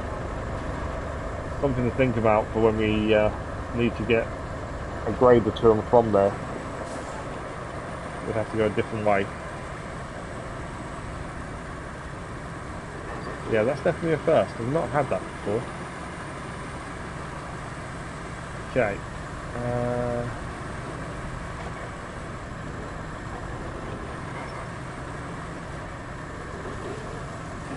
It's never something that's ever crossed my mind that would ever be an issue either, to be fair. One of those things, until you have the actual situation, you don't think it's ever going to happen, but it makes sense that some bridges will have lower sides. Or sides at all, that's going to create a problem. Yeah, for the whole game I don't think I've ever had that issue. New issues in the DLCs, a good thing. It means there's things and things differently to what I've experienced previously. So it's never not a bad thing, and that's actually an issue now. Is that forward enough not to catch? There we go. They want to catch on the sides as we're doing it. Right, I don't know if I'm going to regret not moving these rocks out of the way pre putting the sand out. See in a minute.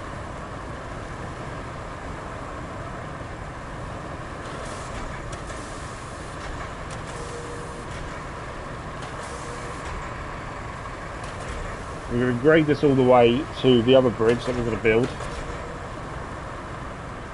And then come back on ourselves and do the bit up to the metal beam facility just to save us in the future. LBs, good morning, how are you? Hope you're well.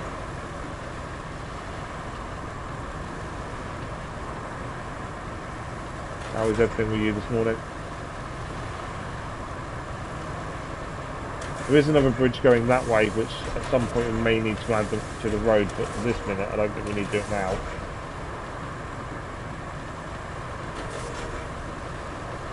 You're good, glad you're good.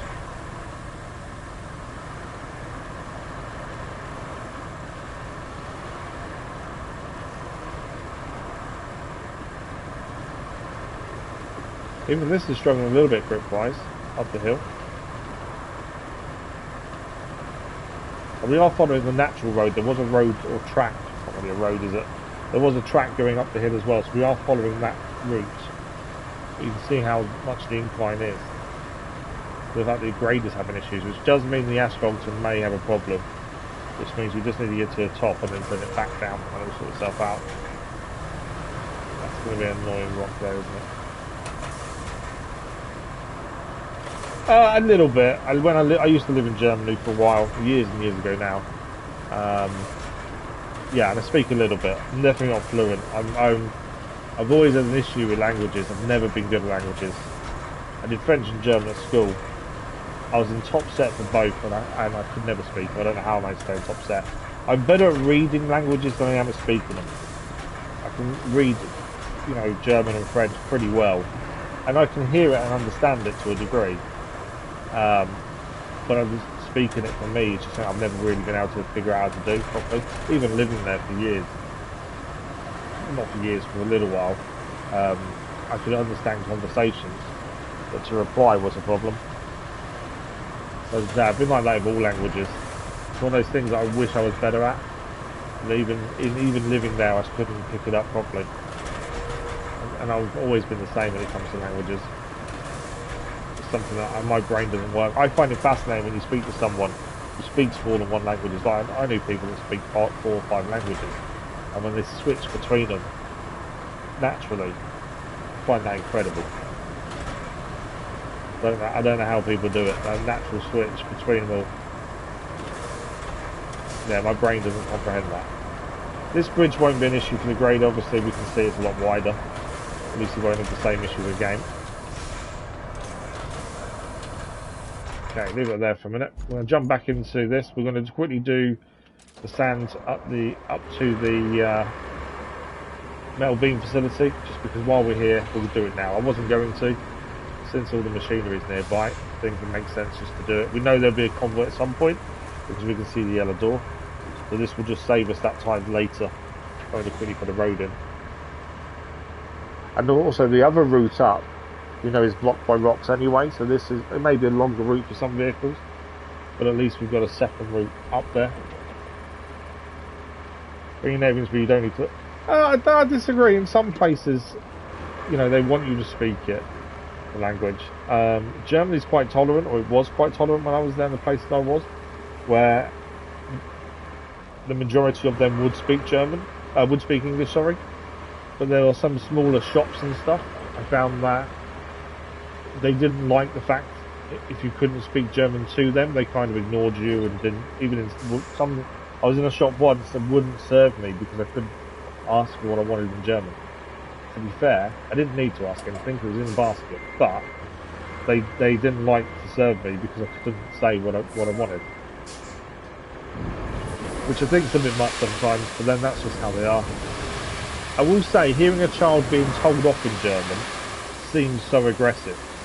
I think it's an aggressive language. It comes across quite an aggressive language at times, but yeah, a child having a temper tantrum or being told off comes across really severe compared to other languages I've heard. That may sound a bit weird, but it's just the way it sounded to me when I've heard it. Yeah. Make this turning up here a little bit better.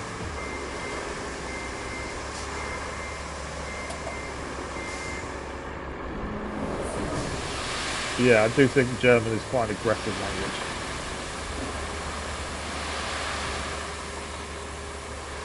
As I say, I can read it pretty well. But yeah, speaking it. They do say if you live somewhere, it's easier to learn the language, but that doesn't count for me. I can see the psychology behind it. If you're living somewhere using it day in, day out, it's easier to learn. But yeah, lots of places speak English. You know, I'm assuming English is the most spoken language in the world. I would assume it is. I know Mandarin's a big one. A lot of people are pushing Mandarin to be learnt more. I think job-wise, Mandarin translation and stuff would be incredible in terms of job prospects because of how China is in the global market. Ability to speak Mandarin would do wonders career-wise.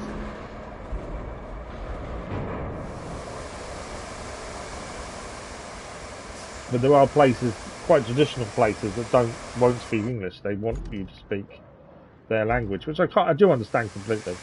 You know, it's England. We prefer people in England to speak English.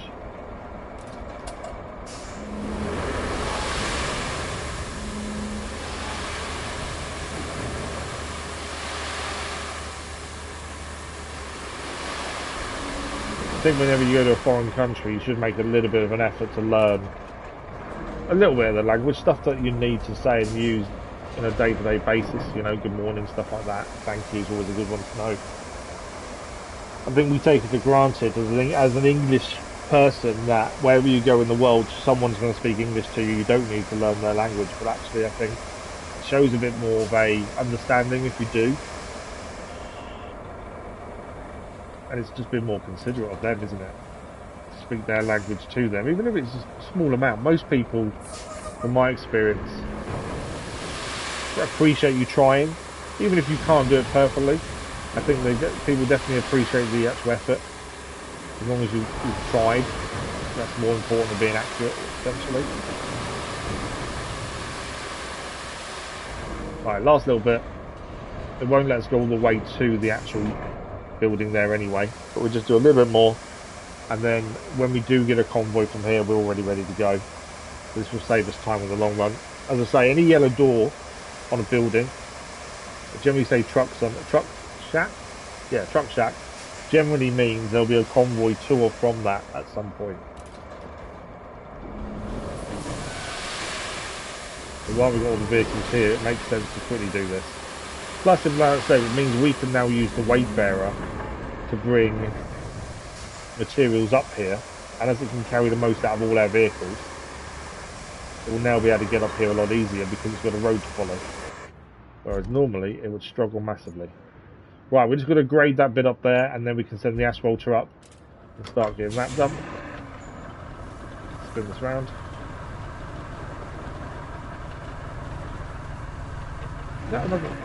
I'm leaving every time I do that, I'm leaving a bump, weirdly. I don't know why I'm just doing that. I'm going to try and smooth this out from this side. It seems to leave a bump every time we try and do it, to be fair.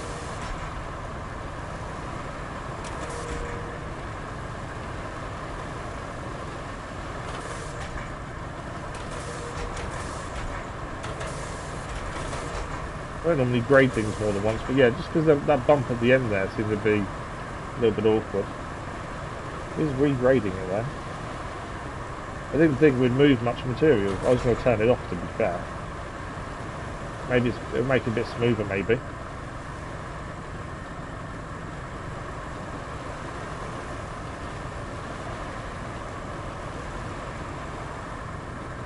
You agree? Oh, well, the language thing, yeah. I think it is just a common decency to make that effort, isn't it? Although, I want to travel to Japan one day, and there's no way I'm going to be able to learn much of that. I won't be able to read it, I don't think, either.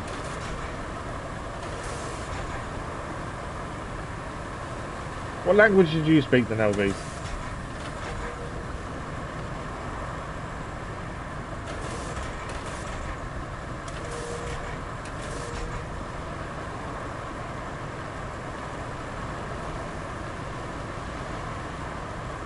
But yeah, I'm fascinated with people that can switch simultaneously. I've worked with Polish people that can switch between Polish and English without a breath. It's just, my brain doesn't comprehend it.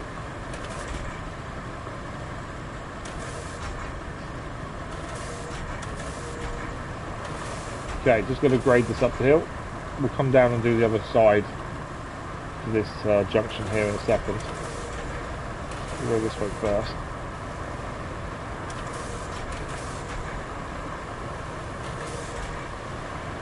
Obviously one of the least bumps as possible, make it as smooth as possible, but it wouldn't be a true English road if it was completely smooth.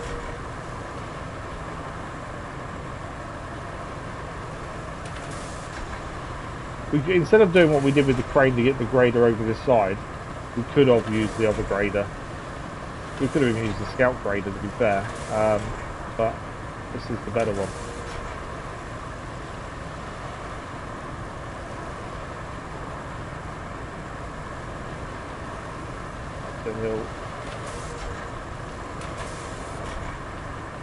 Definitely won't sweep in the sand there, will we?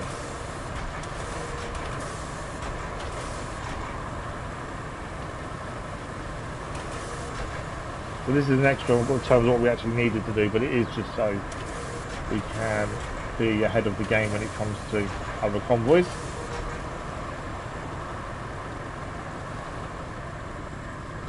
Right, that's that done. Do need to quickly just pop back down and do one last little bit. All quite smooth, to be fair.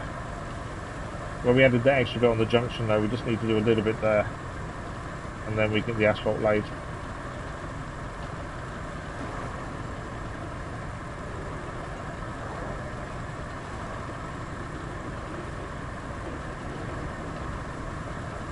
Then we get it rolled, and then we look at the next bridge, which we will need trees for. Still got plenty of time in today's stream at least. Okay. So it's just this bit here. We added a bit of sand just to make this junction a little bit easier to navigate when coming from this side, essentially.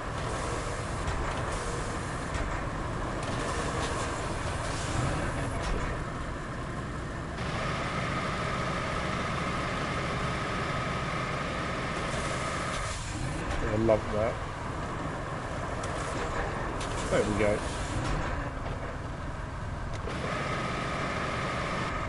Right, I think that is good. So, we can send the asphalt layer up now. I think we're still going to need one more road today, and that's going to be over the bridge to the other quarry. Because again, we've already seen we can sink into the sand so easily. So we are going to need a road there, I think, as well. But we'll get to that in due course. Asphalt layer. So this should be small enough to fit across the bridge, unlike the grader. I don't see it being an issue. Doesn't mean it won't be, but it should be okay. Yeah, it definitely will fit.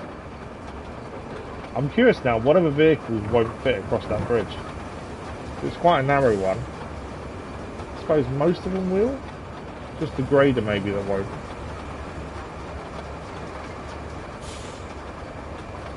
We do know there is another bridge we can build further on. That will be wider. Which we probably will build at some point. And we need concrete for that, though. It's the only thing that reaches across the other side is concrete. All the other bridge types don't reach. So until we have the concrete facility up and running, or more concrete slabs around, we can't actually build that bridge currently. Okay, start laying the asphalt from here. We've got to try and avoid them rocks on the edge over there. So we'll reverse back a little bit. There we go. We are trying to asphalt this in one pass rather than going back. So when rocks makes it otherwise.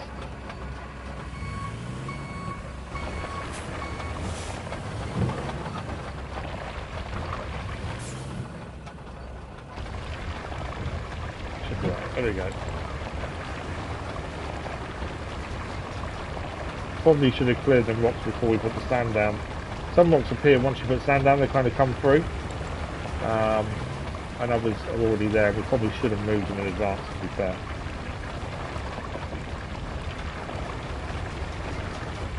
We're still obviously playing Crimson Desert in my own time. I get why people are so happy with it. I also understand the people that don't like it. There is a massive lack of story to a degree. I say massive lack. There is a story. I'm only getting like an hour in the evenings to play, and that hour can be spent just refining gear and stuff, more than actually doing too much. But it is a massive centre on exploration, which I really like. If anyone who's been with the channel a while knows that I really enjoy just seeing everything the map has to offer, and we'll just go off wandering, see what we come across. And some of the things you can find are really incredible. The views and the little mysteries, things that you can come across. And it kind of makes up for the lack of story, because the whole idea is to go and find things. And I have seen a few people saying that the lack of story makes them not want to play it, which I can see completely. I do enjoy a good story. There's a rock there, isn't there? There it is. Can I move it off? I'll cause himself too many issues. Come on.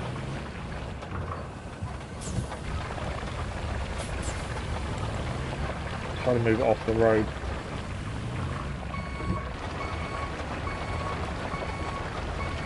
I don't know. I thought the bar at the front would actually move it, to be fair. We swing around that way now. There we go. That's what I was trying to do. Did it in the end. Don't bring it back on. Oh, I think I want to bring it back on there. There we go. I need that left hand side not to catch it. Leave it alone. There we go, we're good. One small rock can really put play to all your plans. But yeah, so far I'm enjoying it. As I say, it's going to depend on if the exploration is still as satisfying as it is currently.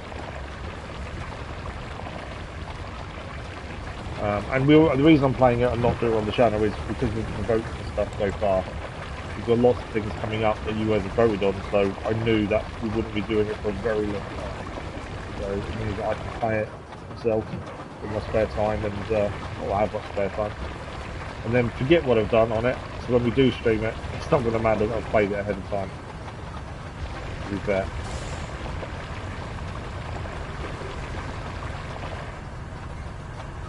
I did consider posting bits and pieces, you know, as shorts and stuff if I come across something cool, but because we've not done it on the channel, I don't think it's right to do it.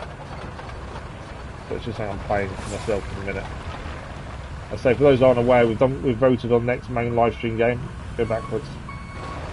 So after we finished Kingdom Come Deliverance 2, which we finally made it to the wedding in the last stream, so we are making progress, we'll be moving on to Red Dead Redemption 1 and then 2, which obviously is going to take quite a while to do. That's why New Prison Desert will be a long way off if we ever get to it. But also in September we'll be starting Wolverine on release. There's no vote for that. I'm doing it. I don't make many decisions of where you guys aren't making the decision, but that is one game that I'm not waiting to play. I'm just hoping it's as good as it could be, and they don't make it too PG. It needs to be blood and gore and things, otherwise it's not going to be the same game. Right, this doesn't want to go up the hill. What I would do, deactivate it and go up without the asphalt being laid and come back down the easiest way. Really is not happy for some reason. I don't think there's a rock underneath, but this is really, I think it's the gradient it's not happy with, to be fair.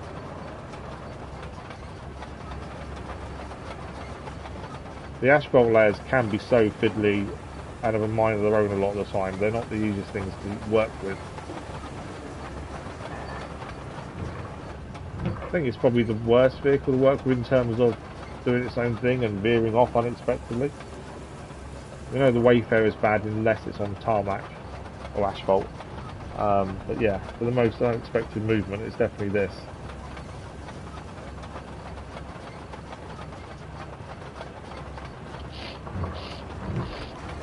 They could fix the Wayfarer, just by adding all-wheel drive to it, to be fair. I think that would fix it extremely quickly. I don't see them doing it though. Right, spin us round.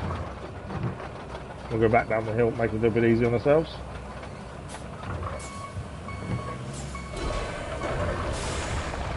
See if it was just a gradient causing problems. Right, turn left. Thank you. Little movements with this make all the difference. You try and turn suddenly and quickly, it doesn't like it.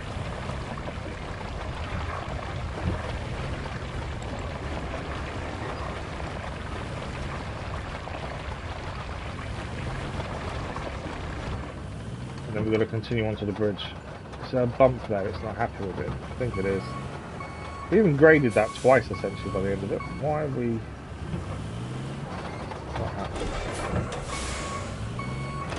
Might go at it a bit more speed and maybe that'll deal with it. Sometimes is all we need, a bit of speed to get us over. Come on. There we go.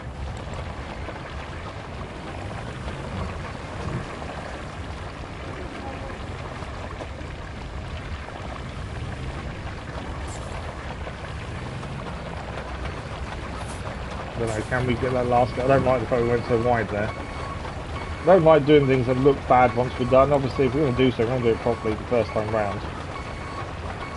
So leaving things like that where we veered off a little bit.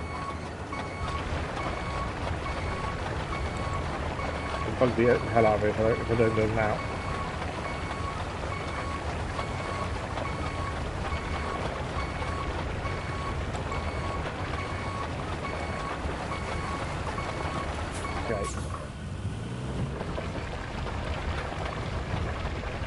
That's better at least. Right, we still got to make our way to the bridge and then we're going to sort of roll all this and then we can then do the next bridge. And for that we're going to need wood and the crayfish to get that done.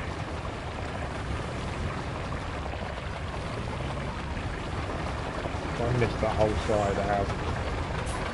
I don't know if it will let me back up there. We just didn't like climbing this in the first place, hence why we went up. We just turned off originally.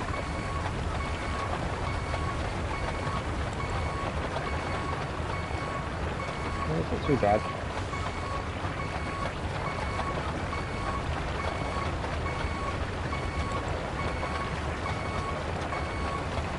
There we go.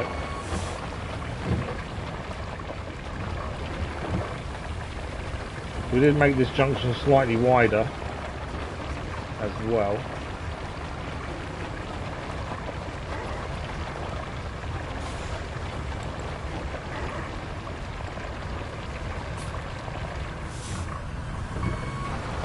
So just go back along here. Just be careful not to catch the concrete bit that's there, to be fair.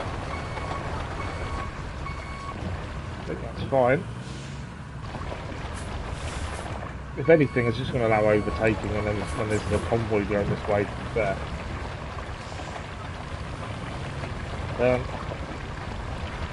Does not want to turn. Right, so there's a little bit on the side here, and then we can follow the route to the bridge. We're getting there. Lots of road building today just to get things set up. Really not liking that bit there. Right, let's follow this round. Hopefully we won't need to come back on ourselves. I say that as we make a massive big deal of that. Been sliding quite a bit. It's not happy with the incline at all.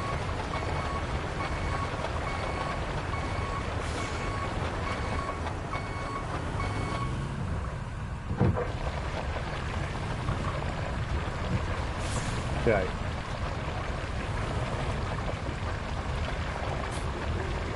Have you joined the petition LVs for the digital thing, digital games from Sony, or are you staying away from it?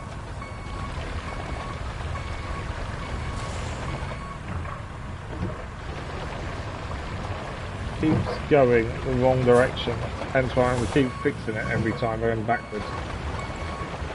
Just want to go straight. That's all we need is to go straight. I want to keep going backwards all the time. Right, let's try this again. Let's put low gear on as well to go a bit slower. See if we can actually stay in the middle this time. Maybe that'll keep going back on ourselves. Low gear slows it down a little bit. Makes it a little bit more controllable. It's better. It's too slow, admittedly. But it's definitely more controllable. These inclines.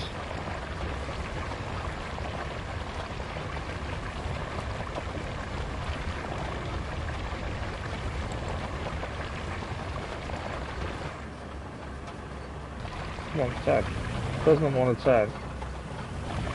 I want it to turn left, but it does not want to turn left. There we go. Come back a little bit though.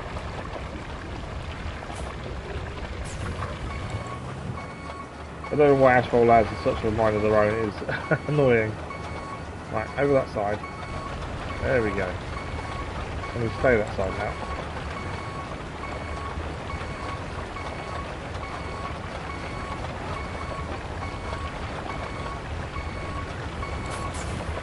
Okay. I want to turn low gear off just to go quicker. I know this will start veering. Right, trying to avoid that rock there as well. I need to be more slightly right. It just doesn't like it at all.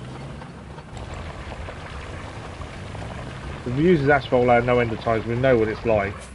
This isn't new. They are fiddly.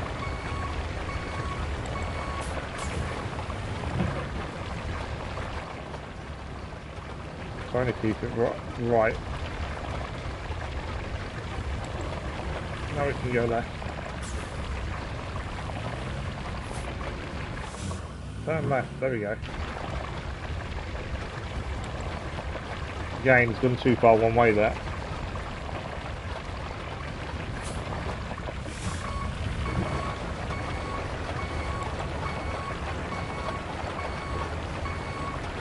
Nearly there though. And then obviously bridge building, and then we'll look over the other side. I'd be happy just to get a convoy on the way, to be fair. You don't have to do this for the convoy, there are ways around it, but as I say, long term, This will make a massive difference.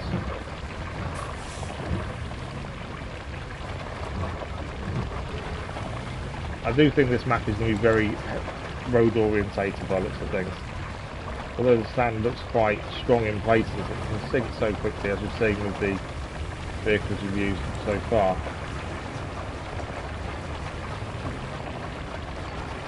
Right, there we go. Do we need to go back at all? Yeah, look at that. As I say, we may need to spur off this in the future to go that way, which heads back towards town. But at the minute we don't need to, so we'll leave that for the time being. So all we need to do is roll this now, and then we're good to make the bridge. We'll go and find some trees. As I say, we can now get down to the valley below now by coming over this side, so that'll make a difference. Right, you done? You're done.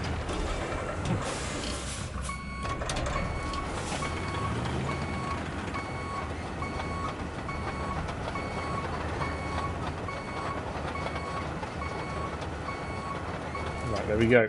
Into the roller we go, which is over here by the sand quarry. Turn round. This should still fit over the bridge. I don't think it's that tight.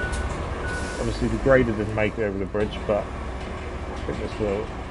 So obviously when something like the roller in front sticks out further than the vehicle itself, it makes you wonder whether it'll make it, but actually I think it will. It's not the biggest vehicle in the world.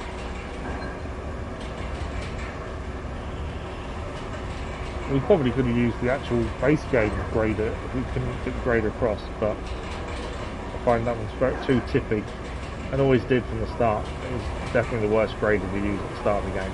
It's the only one you have at the start.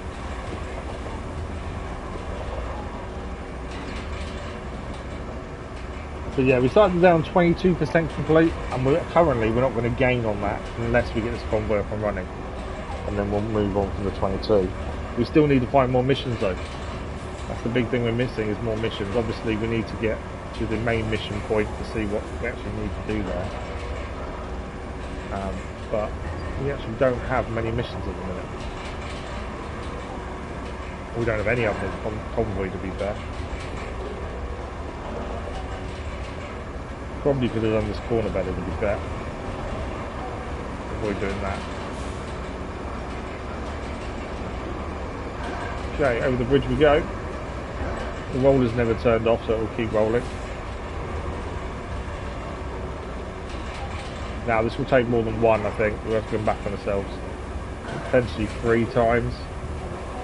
Just depends how much we get left in the middle to come back and do. If you manage to get a road rolled in 2 runs, I think that's pretty well done. Generally, we need 3.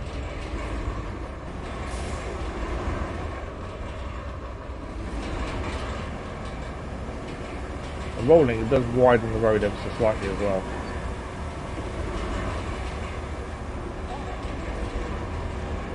See how this deals with the incline as well, to be fair.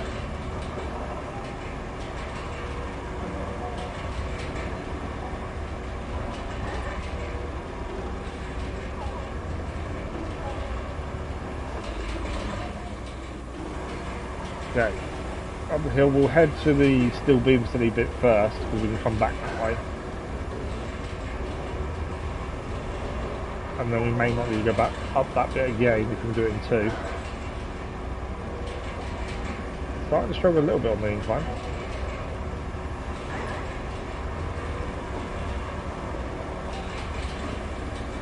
Try to make these as good as we can, but there are bits we've missed. I've not done very well, to be fair. So in saying that, actually, I know what I was going to do. We're going to go left here instead towards the bridge. Because when we come back from the bridge, we can then go up and back down. It will make sense in my head. Well, it makes sense in my head at the minute. Whoa. Gained a bit of speed there.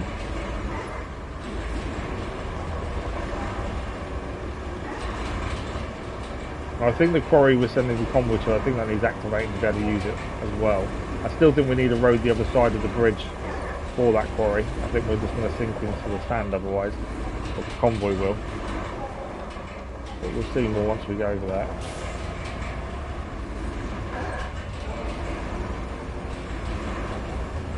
Definitely going to need to come back in the middle, I think that. Not too much to one side. There we go. First run done. We'll go down the left hand side now, and then we may need to come down the middle, I think. And then bridge time. Well, tree cutting first and then bridge. It's nice that we're going to have access to the valley now. We're going to need to pick the logs up though, as I think we're going to be too far away without it. Right, there's only a little bit of that there to do.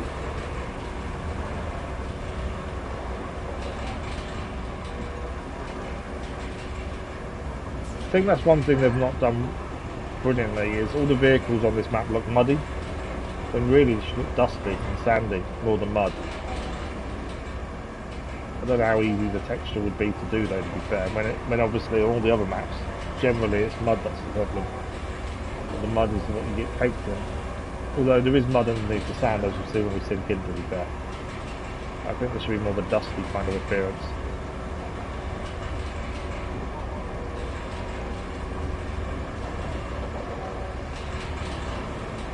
That's all we've really done today, Field Road, so far. I'll make a couple of beams for the bridge layer as well. If we need the big bridge layer at any point, 12 metre, we are going to need more beams for that. It's going to need the bridge itself, because ours is still on the previous map. We could go back to the previous map and pick up the bridge, and then bring it in here and have the bridge then, that's the thing.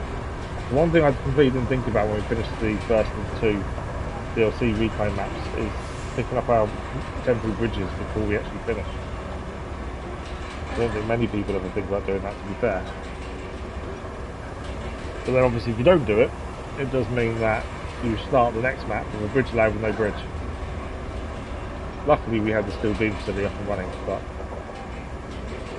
it may not be the case all the time.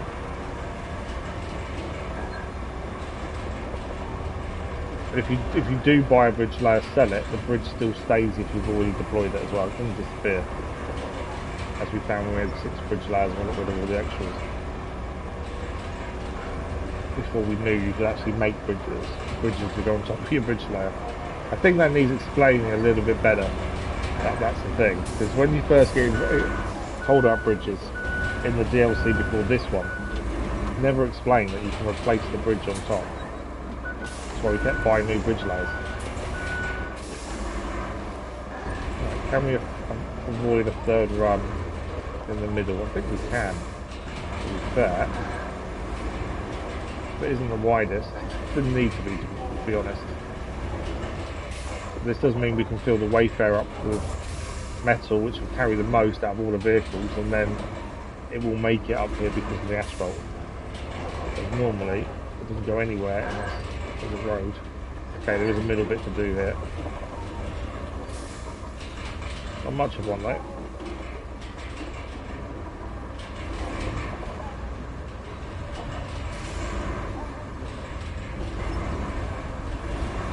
Okay, back along this way.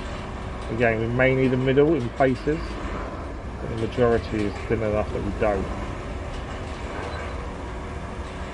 There are some actual infrastructure missions that are currently showing to build roads in other places as well, but we don't have actually the full bit where they are uncovered. The fog of war's still there, so because of that, we don't want to do them just yet. So, well, we haven't got access to them just yet, to be fair. All this is all providing us, especially the next bridge will provide us the access we need to get across to the other convoy and more of the southern east part of the map as well.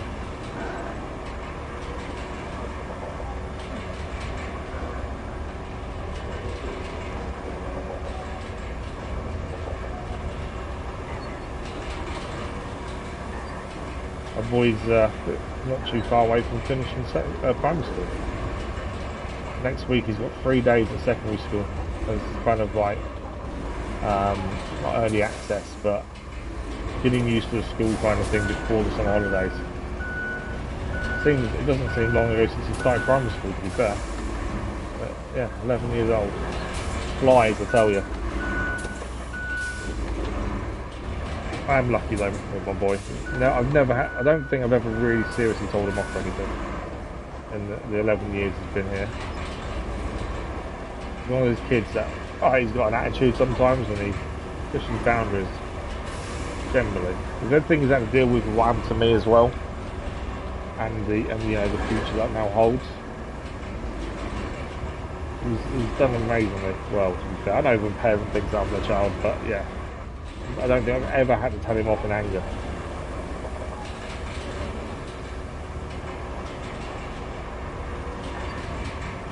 Hopefully, long may that continue.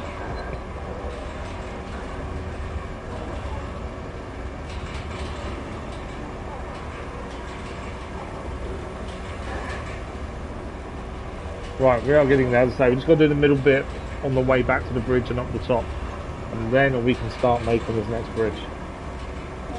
We'll bring the crayfish across. We'll see if there's any wood to gather on the way. There's a few trees here. The dead ones won't count. Back to Diva. I don't think there's many over here. I think it's all going to be in the valley. That means we also need a vehicle to pick up the logs as well. But then the crayfish can stay in the valley near the trees, and then it's always there. We just need to go back and forth logs every time, which isn't too bad. I don't think we need to go all the way up here either. I think the middle bit was up to a certain point.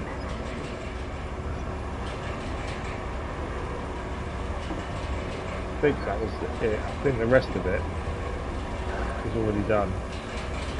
Double check. There's a little bit there. Yeah. Okay, so let's turn around here, we'll go back down. And then we're just going to head for the middle bit to the bridge. And again, not all of that actually needs rolling. I think the majority is actually already done. It's just that little bit in the middle in places that we couldn't quite get it centered enough to do. And obviously this junction here just needs finishing off. Lots of road building today. I've said it before, I know people dislike building roads on this. I actually like roads. They take time, but you know it's for the long-term benefit of what you're doing.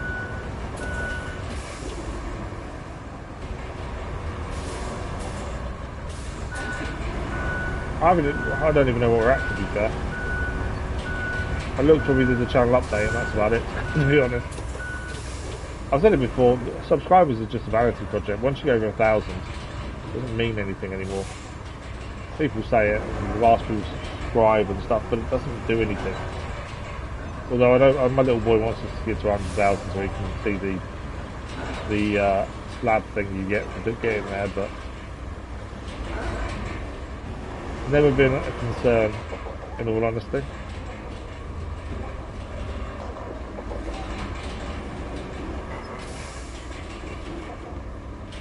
Yeah, I actually don't know where we're at. I'll have to have a look.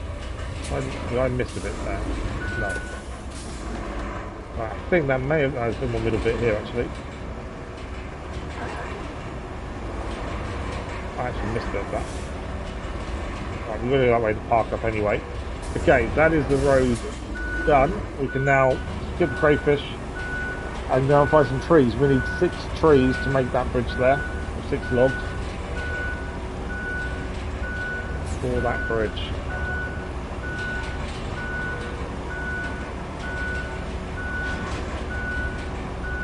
It would be nice to be doing something different for a minute. Yes, so that bridge requires us to go onto and double check. 6 logs, there we go. So I think the crayfish is out already, isn't it? It's over here. Yeah, there's the crayfish. So we're going to need to send this back over. That's the other bridge there that we can't actually build. It needs concrete slabs, 12 of them, which we don't have currently, but also the reason we have to use concrete slabs is the only bridge that makes it across to the other side. Normally you'd have a choice of which bridge you want to use: concrete, wood, metal, and none of them reach bar concrete, strangely. Then was the San Banana and Virtual down the Tsushima again, for sure. Oh really? I wouldn't say it's a personality. I wouldn't say I've got the best personality in the world, to be fair. Just a personal opinion. Yeah, I get the thing about not showing face. I've said it many a time though. We would have a camera, but I move around while we're streaming to try and stay comfortable. Because if I don't, I finish streaming and I feel like an 80-year-old man who can't move. So I have to keep stretching and moving, which doesn't really come across in the streams. To be fair, I try not to let it come across. But yeah, I don't know. I don't even know how we've done it. I don't even know how it's happened, honestly. Although summer holidays are coming up, so we'll lose quite a lot over the summer, as we always do. So it swings and roundabouts, to be fair. But then we have the subscribers, but we don't get the views. And I know we stream at the wrong time for a lot of people, which does affect viewership massively. If we stream in better times to hit more people, that would be advantageous, but it's just not doable. And obviously we had SLPCLK drop by the channel a year or two ago now, and he really made a difference in terms of subscribers and stuff on the channel. We boosted that massively. Some people would say it's a negative. Having loads of subscribers and less views is seen as a negative, but I think there are reasons behind it. And if you look at the stats, it's actually 50-50 on who watches the episodic stuff to who watches live streams, weirdly. Whereas you expect it to be more over one way, more than 50% each. Right, trees, where are we going? Let's have a look. So I think Valley down here. The only thing I did notice, once we had access to Valley, there's a lot of rocks in the way here, which this should be able to get past. All our trees are over this way. There's none that's reachable from anywhere else, I don't think. No. Okay, so we have to head into that. My only concern is obviously all them rocks there. And there are a lot of them. I wonder if we actually send the grader down first and try and move the rocks that way. That may be a good plan. Just because I think we're going to have issues otherwise. Let's send the grader that way and just see if we can push the rocks out the way. So then we can send down the crayfish. The crayfish itself, I think, will get past the rocks. The tyres on it are massive. But it's more, we need a secondary vehicle to pick up the logs. And that probably would struggle against all the rocks. Thanks for the like, much appreciated, whoever that was. But yeah, there's definitely things we could do to improve the channel massively. What's that there? Oh, that's the other, there's a building, I've just seen a building down there. I thought that led. So there's a building there, and I wondered if it led to somewhere. Because it looks like there's trees there, but I don't think it can get down there. Right, the road leading down to the valley is just over here. Let's say we're just going to go and try and move some of these rocks to make it easier for us. Probably need to check these trees, although a lot of these trees here look too thin. We won't be able to pick any of them up. Okay, I think maybe we need to do manual rather than sand here. We don't use manual mode on this very often. Just need to try and move some of the big rocks out the way. And it's more the big ones we worried about than the small ones. It's just to make any vehicles coming this way a little bit easier. We don't need to do a road or anything. Just trying to move some of these rocks. Is that too low? Saying that.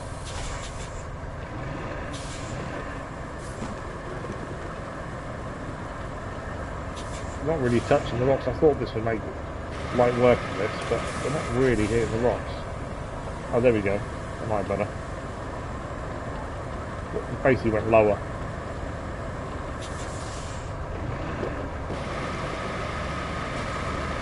So crayfish probably won't have an issue. It's not the crayfish I'm thinking about. I wish there was something you could do with rocks, whether you could make them into hardcore or something, crush them. Because currently there's some wasted resource that are around. Now the only downside of doing so low, I'm severely messing up the track.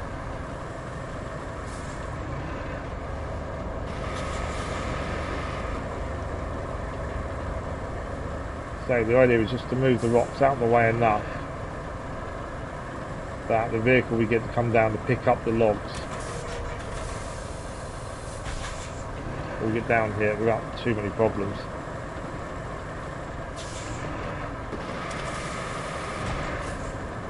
Kind of working. We've not really tried to move rocks this way. Normally we pick them up and move them out of the way that way. This isn't something we've done much of, to be fair, rock clearing this way. And it is awkward, it's not easy.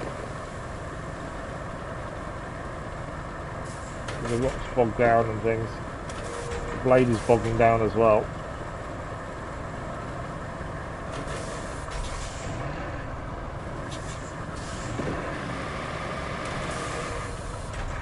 So it's not even, this isn't even for the crayfish. The crayfish will get through this easily.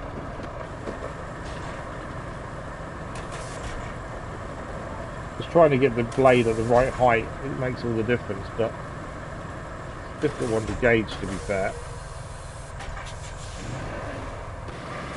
Especially when all the rocks are different heights. Okay.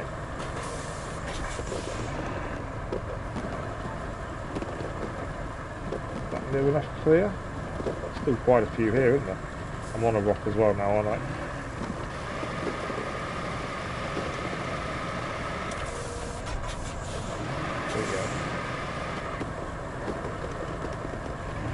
Keep riding on top of the rock there as we're actually moving it. Come on.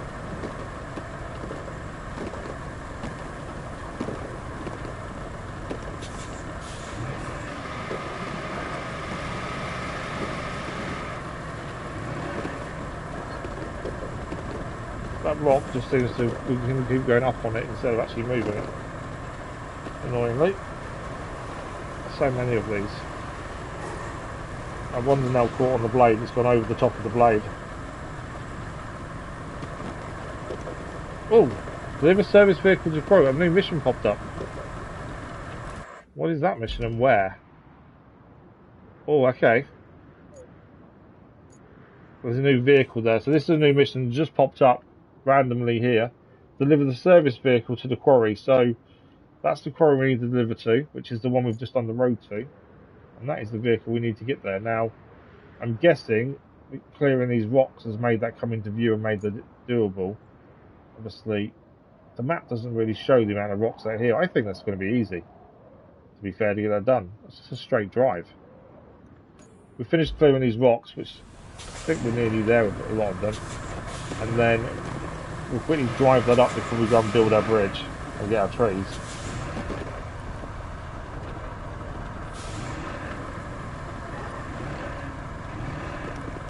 Can't seem to. I wonder if, rather than do it this way, let's change blade mode.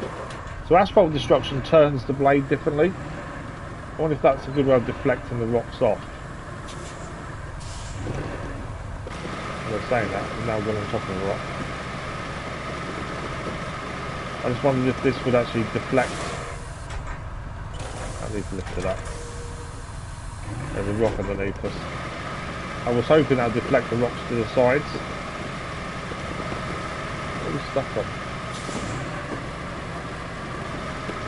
I'm not turning at all, it's turning of its own accord right now.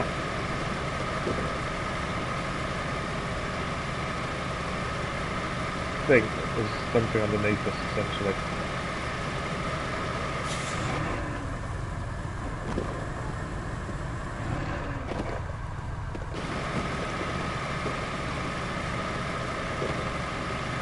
What's going on with this? I don't know if we've got a rock underneath us that's causing this. Yeah, there we go. That one there. Can't turn or anything because of that rock. Okay, let's quickly grab. We're going down here with the crayfish anyway. So we'll send the crayfish down. Just need to nudge it a little bit. If we can get rid of the last few rocks and just move them to the side, we can probably get that mission with the vehicle done. There's a straight run over the bridge we did lifting out. Shouldn't be too bad at all. As long as we've made a pathway through the rock. That's the whole point of coming down here and doing it with a grader. But it's the first time doing rocks that way, and it's not the most efficient, it seems. I don't think there's another vehicle better, other than picking them all up with the crane, which kind of seems counterintuitive. Time. the grader has well and truly destroyed the track.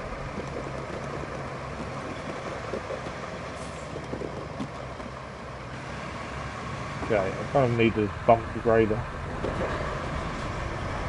The aim was to get it off the rock that is caught underneath. Well, it's done that or not, I don't know. It's still there. Is it enough though to make me can move off it? No. Well, maybe. There's the rock, there's the offender.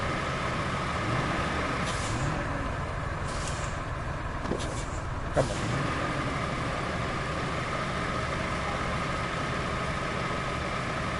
There we go.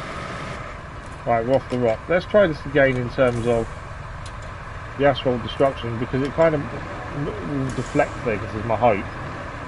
Although it doesn't seem to. Maybe lower.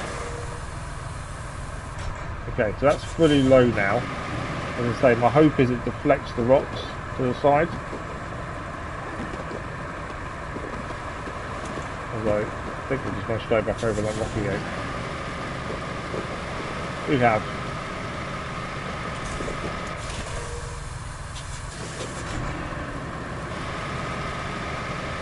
That rock was stuck on before, we're now back stuck on it.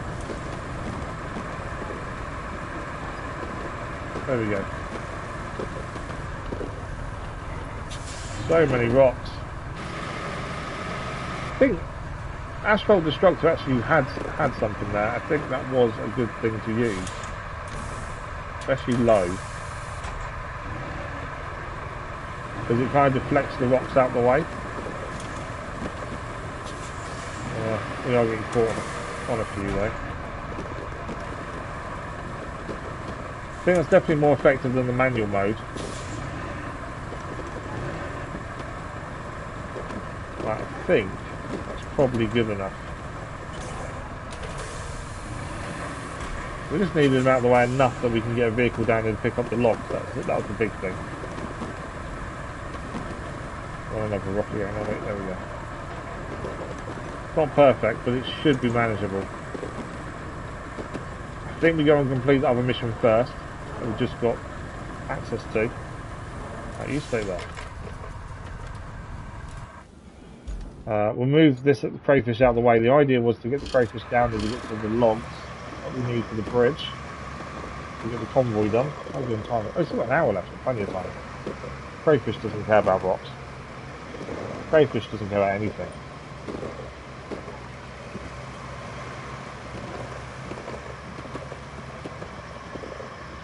Doing the job of the grader now, it's moving the rock itself. Well, it has just moved into the middle of the track, to be fair. Okay, where are all the trees? I didn't think that this would be really bad in mud, so obviously this used to be a riverbed, would be my guess. And the droughts caused the river to disappear. Those the trees are after that. But yeah, this is going to be tricky to drive on in places. This is a river, you can see how deep the tyres are going. Obviously Summer Drought, it makes sense that it's a riverbed.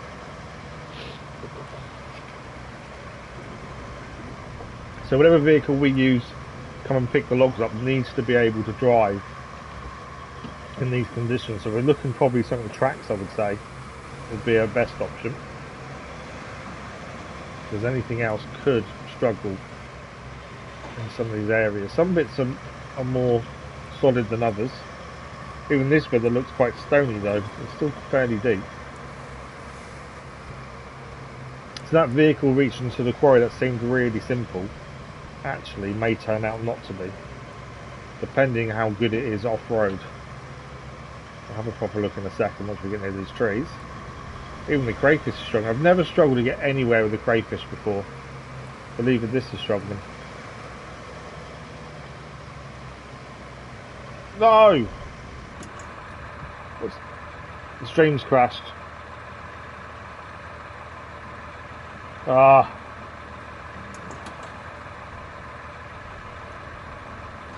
No, stream's back. I assume you can all hear me.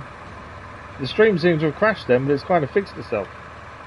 I've never had that. Normally when it crashes, it crashes.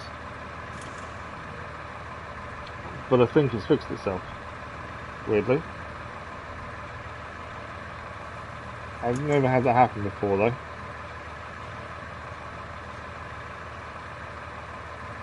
Yeah, normally I've got to restart the stream every time it crashes, but... Why is this only 3... I'm just checking the stream, but... Checking on my phone, I've got it on the laptop as well, but... It does different things on different devices. There we go, it's fine. First time ever though, so I haven't checked my own stream, I needed to watch 3 adverts. 3. And they want me to put adverts in the middle of the streams as well. It's ridiculous. I've seen a lot of people doing it recently though in live streams. They are adding adverts into a stream, which I just massively disagree with. You know, if someone's watching a stream, you don't want to then miss 10 minutes because... not 10 minutes. 10 minutes is massive exaggeration, admittedly. But you don't want to then miss... I've just seen what vehicle this is. 30 seconds of a stream because you're watching an advert. I don't get it. Okay, we're going to quickly jump into this vehicle now. We're going to try and drive this out of where we are, and then up to over the bridge, and then take it to the quarry, and that'll be mission complete there. I have a concern that this, even though it's got all-wheel drive and diff lock, I don't know if this will make it through that muddy area we've just been looking at. We will find out in due course. But even the crayfish with its amount of tyres are struggling. So we may need to tow this out, but we'll see how far we can drive it. And we may need to send like the Carillion with its track to tow this, depending on how it does. I don't know if we stay more to an edge, would that be better? Would it be less deep? You see the water kind of coming through underneath the mud, to be fair. And as this is a riverbed, did not see that rock there. This is one of the SAR trucks, I believe. It's one of the vehicles we don't use. But there's never been a reason to use one of these because they don't do anything. They're more mission vehicles. We do own one, as I say, so we own one of everything, but don't see the use of them. It's the same as the tractor unit. I don't see the point in that either, because currently it doesn't have a use. There's no trailer you can pick up. See, I don't know, it just seems a bit weird. Right, got through the deep part by staying more to the one side, so that's something to note when we come back this way. This bit's a little bit more solid. No, not anymore, it's not. Try and go more. So I was surprised at how well this is doing. I thought it would struggle a lot more. But actually, it's doing okay. Still think tracks are probably the best option to have. It's the rocks are the problem. Come on. There we go. Right, this is the bit that could be problematic because of the amount of rocks here. We've cleared quite a few, but there's still quite a few here. And also the track itself, or the sand, has been destroyed by trying to move these rocks with the grader as well, so not going to be the best terrain to try and drive on. But I will say the SAR truck surprisingly is doing really well. Got through the worst part, which I thought I might have to tow it through. Now it's just trying to avoid the rocks and not get high-sided. That's the worst thing, is if we get high-sided on a rock and tip, that will be a problem. But actually, I've done a better job of clearing the rocks than I thought, to be fair. Whilst we're doing it, I thought we weren't doing very well at it, but actually, it turned out we've done quite well. Why I've got the wrong mission, I've just realised. I meant to put on the mission we're actually doing here. There we go. Let's put it on. Why was there a vehicle... That's a good point. What does the mission itself say? Because why was the vehicle parked in the riverbed? To restore operations at the nearby sand quarry, we need a vehicle equipped with specific tools and utilities. A forward scout team discovered such an abandoned vehicle in a canyon. It's mostly intact and functional, but stuck deep in the mud. We need to put it out and deliver it to the sand quarry. Well, we didn't need to put it out. It came out of his own accord just by driving it. So it wasn't that stuck, was it? That mission isn't quite telling us the truth. But then that would have been on the water, surely. If that's the riverbed, let's believe it is. Why was it even down in the first place? Yeah, definitely wasn't stuck. We drove it straight out, no issues. Maybe they didn't know how to all-wheel drive. But we can take this straight to the quarry and get that done. At least that 22% we started on today will actually move. I was concerned with the amount of roads we had to do, it wouldn't actually move anywhere. But I think it will, because of this mission being done. We're another one of the side missions. I think there's 26 side missions to do. We've currently done 6. So we're not far into this map, that's the thing. Obviously we're 100% the map as well. So we're getting there, slowly. Right, that is vehicle delivered. Mission complete. That's actually our first mission of the day. Okay, we'll jump back into the crayfish now. We've got some trees to cut down. We want 6 now, ready to go. For us to be picked up with a different vehicle. So we'll cut 6 down, put them to the side, grab the vehicle to pick them up, and then take them to the bridge. And that's the bridge then done. And then I think we're going to need another road from the bridge to the quarry to actually get the convoy done. Right, drop that down there.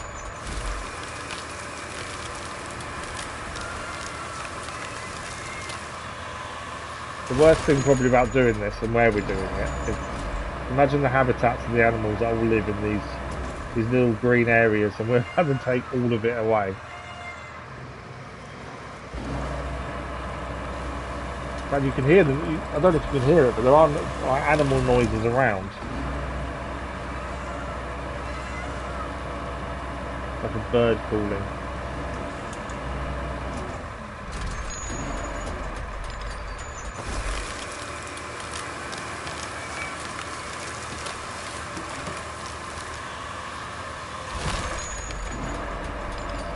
Right, it's 2 of the 6.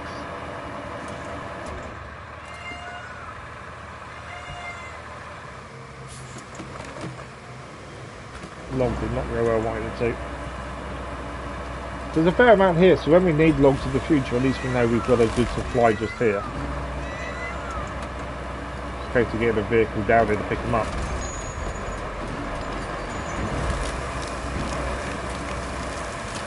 Just trying to put them all in one place, but it's not quite gone the way I wanted it to.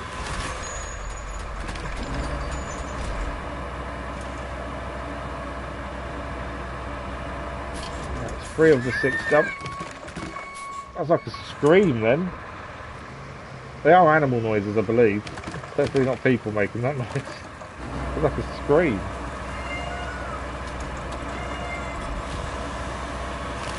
So that's number 4. So we're going to need to, I think we'll have to look at what vehicles we've got to pick these up with. But I think tracks definitely would be advantageous down here.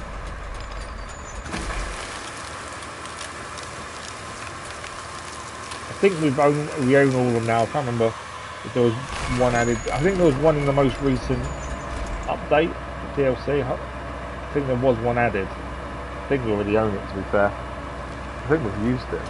We try and use all the new vehicles when we can as well. I think we've used them all now. We need to double check. But I think we've used every vehicle that was added in the most recent one. This is tree number 5. We need one more after this. And that's the 6 needed for the bridge. It's a nice little spot though to get logs from, to be fair. I was saying at the start, I know Jake Man said to us that, you know, logs are around. They just weren't easy to get to, but actually the bridge and everything has made this a lot more easier to get to. It's quite a solid area here as well. So we've got a good supply of logs for when we need more. The crayfish can stay here for the time being. Don't need to clear the stumps currently, that may change. Yeah, the amount of animal habitats we've just destroyed taking these trees down.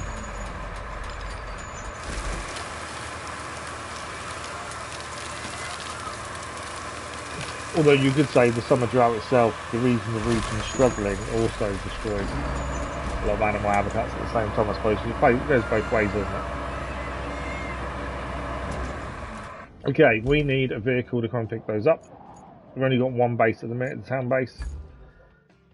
What have we got in terms of logging vehicles. Now, we do want to double check we own all of them. So if we go to logging, just double check there's a 1 next to each of the green ticks. That was the new one, I believe. Was that the most recent update? The Aramatsu? It might be. Let's just double check. RoadCraft. I think it was the crawler pack. Most recently added. I know you can't see this. Downside to not using a capture card. Diagonal Demise Wrecking Ball, Massive Tree Crusher, Longhorn, Wayfarer, Extreme Recovery. I thought it was a bit. There was a. So that's the Reclaim DLC. Oh, okay. It's the crawler pack. Is what I wanted to look at. So the Aramatsu mobile crane, the dozer, the Greenway HT500 dozer, and the Carolean cargo with blade. So the Aramatsu mobile crane, which we used in the previous stream, I believe, that was the most recently added in the crawler pack. I think we might use the Aramatsu Forester Neo though. Right, back to thinking. We do own everything. Yep. So we want something that can pick up. So that is tracked. It's already out and about, to be fair. I think that will do the best in the conditions. As we know, it's not the easiest thing to drive on because it's a riverbed. So I do think tracked is the best option. Why are we camera so close to it? Can't zoom out. I'm going to hit the vehicle.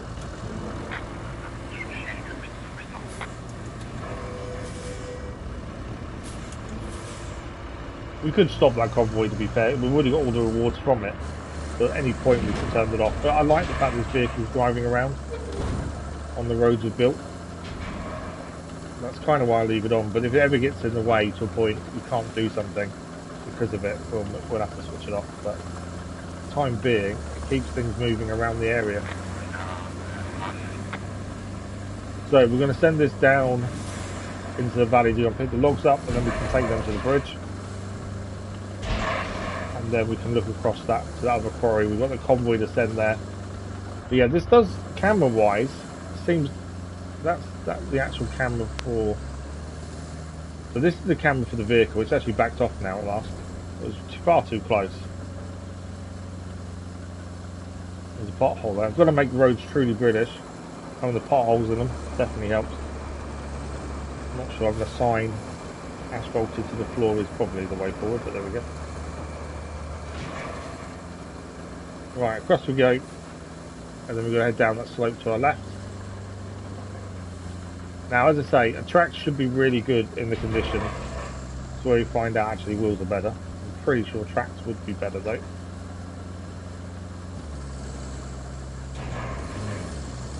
Can't remember quite how good the crane is or not. I struggle with a lot of these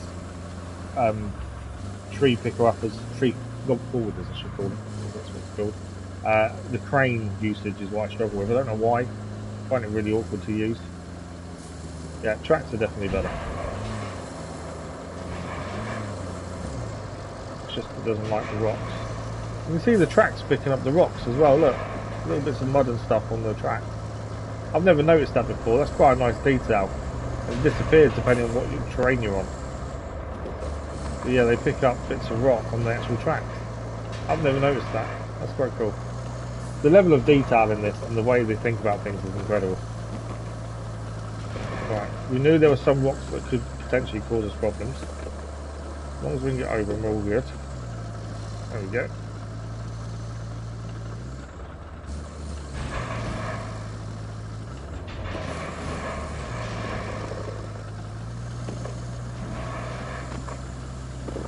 Yeah, tracks is making light work of the actual terrain itself, which is where we thought we'd struggle.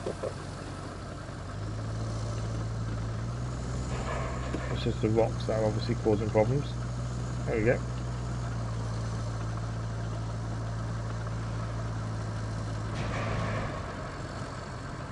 See the bits of dirt and stuff on the rock on the tracks again. I've just never noticed that detail before now, to be fair. Right, you can see the routes we've taken with other vehicles.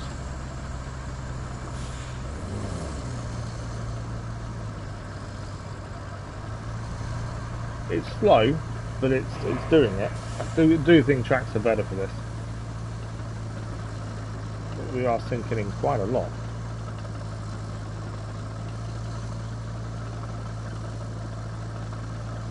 But then you'd expect that for a riverbed. Obviously the water's dried up, but actually the underneath is still very silty and muddy, isn't it? That's the thing.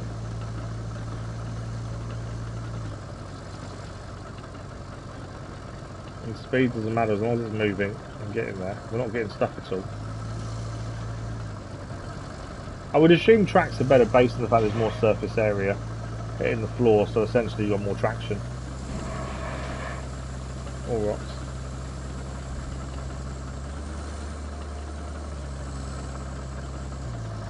I've got quite ball for detonator just over there. I'm trying to avoid these ones. Definitely despise rocks. Ah, there's no one caught on the tracks. There we go. It's all good. Right, here are the trees we're here to pick up.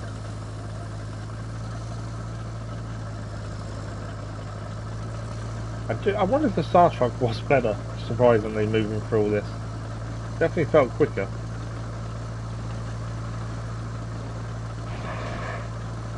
I have to got something. Okay. A bit firmer ground now, so you can see the speed change. Right, these are the logs we're picking up. Amount of dirt on this as well. As I say, I do struggle with cranes quite a bit, so we'll see how we do here.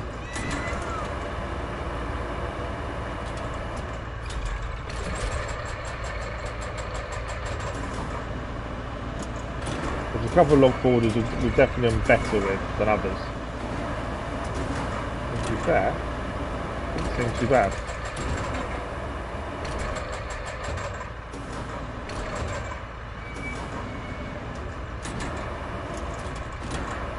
I don't think it's a crane issue as such why we struggle with these. I think it is more of a me issue.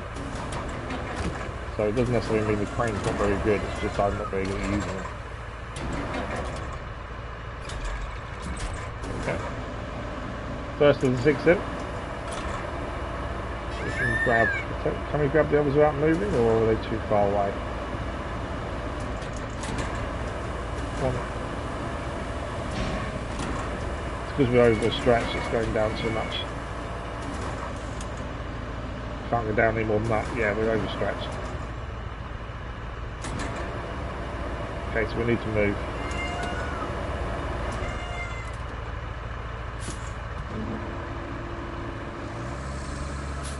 They need more alongside us, don't they, than the crane actually do what it needs to do.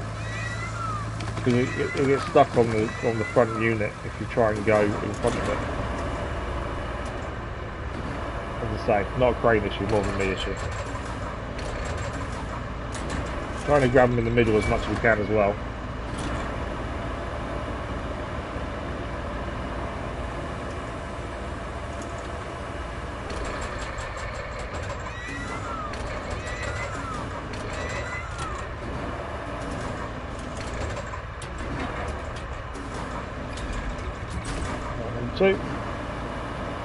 People are probably a lot faster than me at this. I'm just trying to make sure I don't mess it up.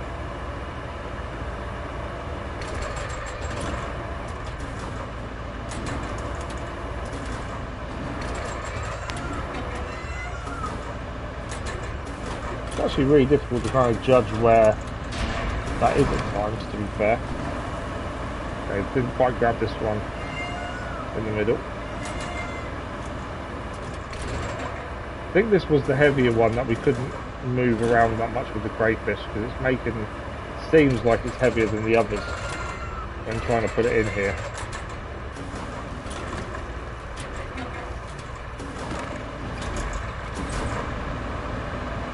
Okay, I think we need to quickly move the crayfish out of the way because we need to come more alongside these. Another rock in the way. Always the rocks. Okay, it should be hopefully okay. No, we need to move more forward really. Come on, over the log. There we go. Okay. So obviously watching out for the stumps. Shouldn't be more alongside these if you can. You can knock the stumps out with the vehicle and it will eventually disappear instead of actually using the actual vehicle stump grinder, but we'll try to avoid it. Right, I'm going to get this one over here first. Might be too far away.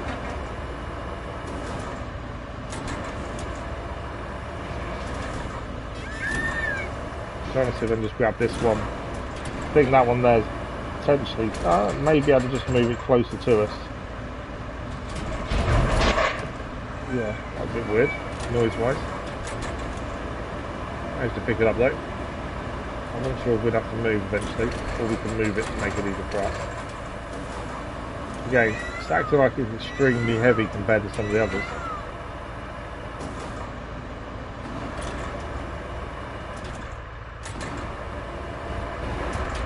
Oh, okay.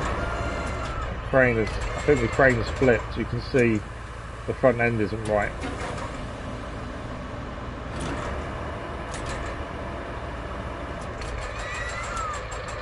Yeah, that front end's not right. I'm just going to drop it because the crane has kind of done something weird. Can we fold crane? No. Space obstructed. That, you can see the top of that crane head has gone weird and I don't know why. There we go, it's fixed now. Open, close, fixed it. That's a weird thing for it to do. Okay.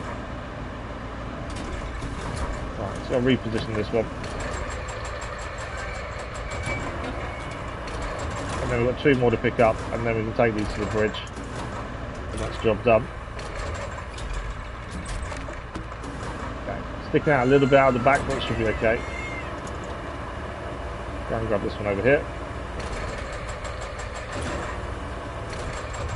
Nice to get the bridge done. How are we doing time? We've got 40 minutes left for today's stream. Potentially we can get the convoy going at the very least. I think it is a one-off. So that'll be 2 missions complete. A lot of roads built, but that'll be 2 missions complete, although we still need to do the road to the quarry yet. We can't do that until we get across this bridge. We can't get across till we build the bridge.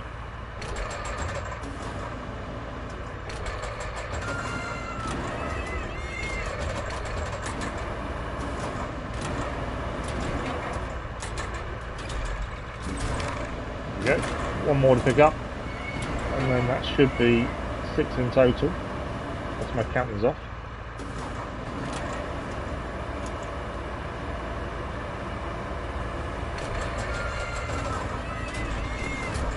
Final one.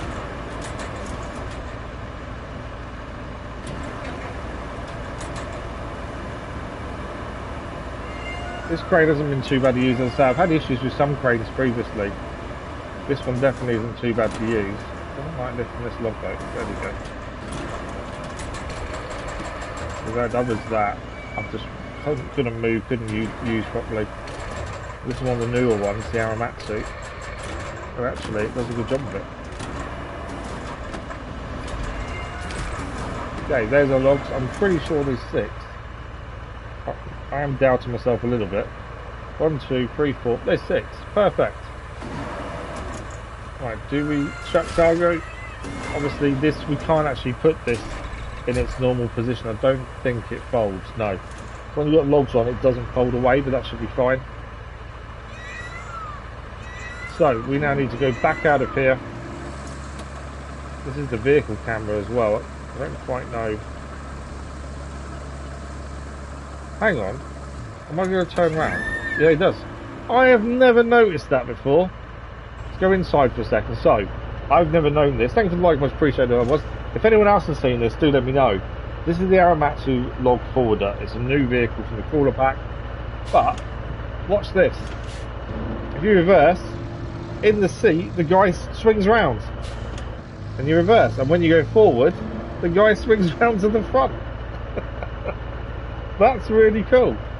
That's just one of those details I just didn't think about. But yeah, you can see it in the cab as well from the outside. Look, he swings, you go backwards, and he swings to go forward. What do you do with the crane? So the crane stays in position. But yeah, I've never seen that before. Right. Anyway, aside from that, let's crack on. That's quite cool. It's that detail, isn't it? It's a level of detail you don't see in every game. There's some games out there that just add that extra layer. You don't need to have him turning around in the cab. Oh, really? Hang on a second, stream's going to cut out again. We had this earlier. Is it going to fix itself or not? Is the question. Yeah, it's back. Apologies for that. I don't quite know why it keeps cutting out. So apologies for that. I'm not too sure why it's doing it. But yeah, it's one of those details they don't have to add. How many people actually know that he switches? Obviously, if you drive cab view all the time, you'll know it. But I don't know how many people actually even notice that's the thing. But they've actually added it in. That's the thing. YouTube is having issues. So I've got a massive warning on the screen saying YouTube is not working correctly. Well, that's why we're getting the issues in the actual stream itself. It keeps, as it's suddenly saying it's not receiving any signal, and then it is receiving signal. Seems okay on my screen. Let me know if you guys are having any issues. My screen looks okay in terms of I've got my laptop open so I can see the chat, but also it shows me the stream in real time. Let me know if you're having any buffering and stuff. On mine it looks fine, but I've got an error message saying YouTube is saying it's not right. We've got about 40 minutes left, so hopefully it's, you know, keep itself going for 40 minutes. It's twice now we've had it potentially crash on YouTube side and then fix itself. It's gone away, the error's gone away now. I think YouTube's having a funny time at the minute, for whatever reason. Okay, camera's annoying me a little bit here. This is actually crane camera, not the driving camera. The driving camera I'm finding too close.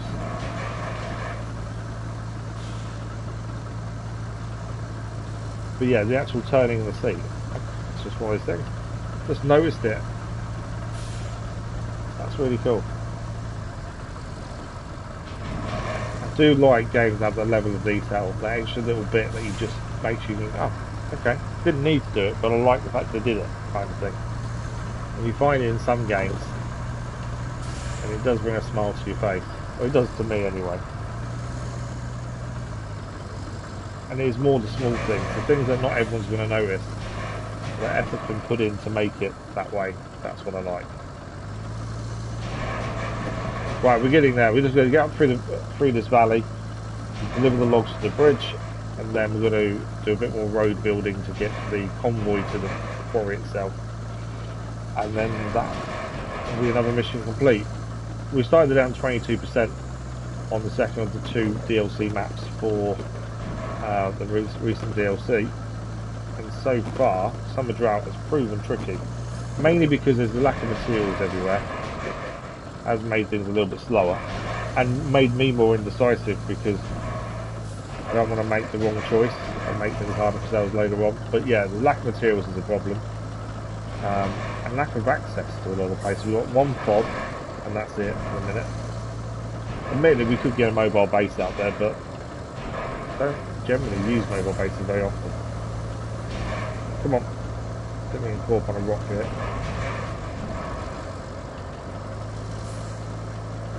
Keep moving.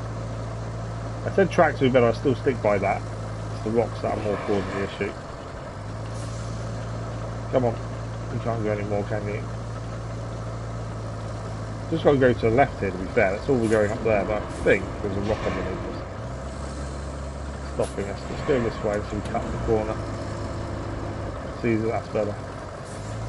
Downside to obviously this route as well, this is the way we found into the valley to get the trees and the logs, is the more we use this route, the more we're degrading the route, and over time this is going to become a mess to get down here and get back in and out. So that's something we need to keep an eye on. We may need to come and put some sand down just to smooth it out in the future, depending how much we need to use this route. Saying that, the SAR truck that was stuck down here, we found that mission just as we were going into this area to get some trees, and drove that out straight away, no problems at all. So if a SAR truck can drive down there, anything should. But yeah, it will degrade over time though, the more we use that route. It's not looking good as it is, that's the thing. Something we need to think about. If we find another way into the valley, that would be advantageous because we can then reduce damage we're doing. We're not using the same route every time. Right, our road that we built for the convoy, follow this all the way down to the other bridge, deliver the logs, and then look at activating the other quarry and doing that another road to the quarry itself. And then we can set the convoy up to do its thing. And then I think we're back to exploring, to try and find more missions, to be fair. Also, this camera angle for this. So the Aramatsu truck I think is really good. The camera vert on it though is horrendous in terms of your viewpoint. Right, this is the junction. To the right takes us to the metal beam facility, and to the left is where we're going, towards the bridge. So yeah, lovely to drive this is. I think it's a bit slower than vehicles that are on wheels, as it's a tracked vehicle. But as a new vehicle they've recently added, this is actually really nice. It's just the camera that annoys me. But the switching position in the cab is beautiful. Okay, here's our wooden bridge. Hopefully, I made this set up on a previous stream. I'm hoping I set up okay. If I didn't, oh no, I did. There we go. Wide bridge is done. Okay, let's get this to the side. We don't need this at the minute, so we'll just chuck it to the side for the minute. I think we do need to build a road there for the convoy. I don't think we can avoid that. So the convoy needs to come across here. This does look like it's going to be muddy, which means depending on the vehicle the convoy uses, it could really get stuck. And to be fair, it's got to go all the way down here as well, and to here. The building it's going to go into is there, I believe. Looking at that. But yeah, the conditions of the road don't look brilliant. Got the Carolean to have a look at. Are we just getting a new mission? No. The Carolean's already here. Let's just have a look over this way. You can see how much the Carolean is digging in places. That bit's not too bad. This is the road it's going to be coming in on. Let's see what it's like. Try and dig. I don't want to risk it and have to keep going and fix it. I'd rather just get it out of the way and done. Yeah, I think it's better to build a road. Saves us time in the long run. We'll utilise the road ourselves. I know we've done lots of road building today, but it does make life so much easier. And it means we don't need to keep going back and fixing it. So we need to activate the quarry for 10 tokens. We've only going to have 6 left, but there we go. Quarry activated. And then if we move across to there. So the quarry itself covers the whole area we need to build this road. So that makes life really easy in terms of materials. All the vehicles are nearby anyway, bar one. I think the roller's here as well. What's not here? Oh, we did up here, didn't we? So our sand vehicle's here, our dumper, because we did the up part to here. Everything else is ready. Where's the? No, Dozer isn't. Dozer is down. Oh, Dozer's actually down in the valley. Didn't think about that. Although what we could do is use the scout vehicle as the Dozer. Although it's quite a small dozer, isn't it? No, I think we'll have to retrieve the one from the valley, I think. We used it to make the valley more accessible with the rocks and stuff. But we do need to bring that back up. It's the only dozer we really use because it's everything else I find is too tippy generally. We did just tip a little bit out as I went a bit off course. I don't know why I'm suddenly struggling to drive this in a straight line. I don't normally have an issue. Why are we? Okay. It is me that's the issue, not the vehicle. So we are going to follow the natural road or track that's already there. We're not making our own route essentially. We'll just follow that round. So from here.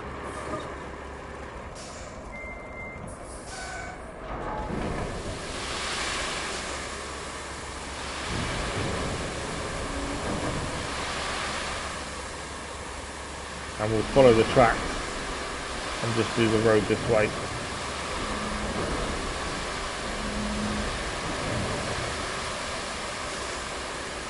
And as we've just activated the quarry, we don't need to worry about running out of area for sand. We'll always have the sand nearby, so that saves us a bit of time. There's a little bit missing in that middle there, isn't it?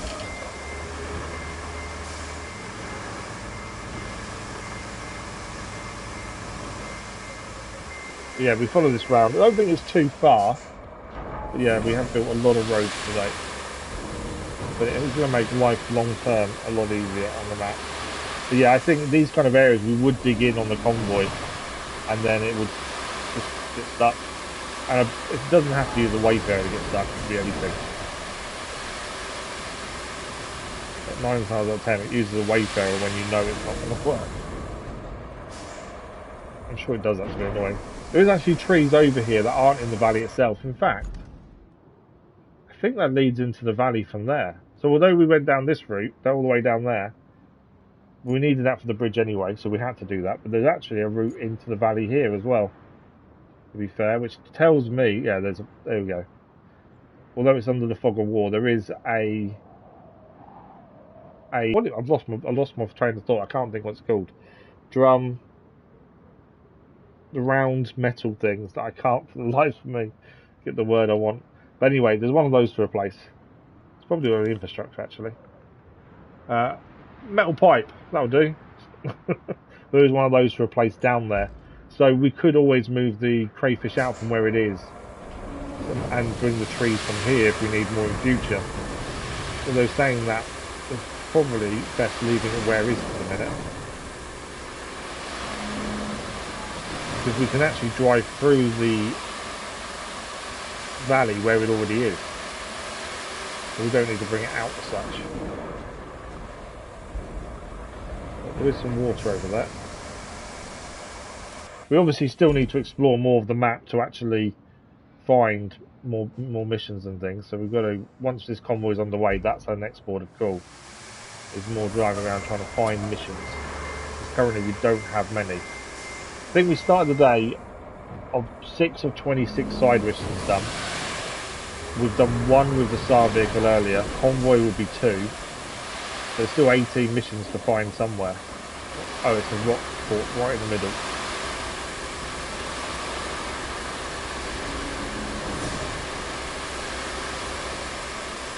Hoping it'll move to the side. Yeah, there we go.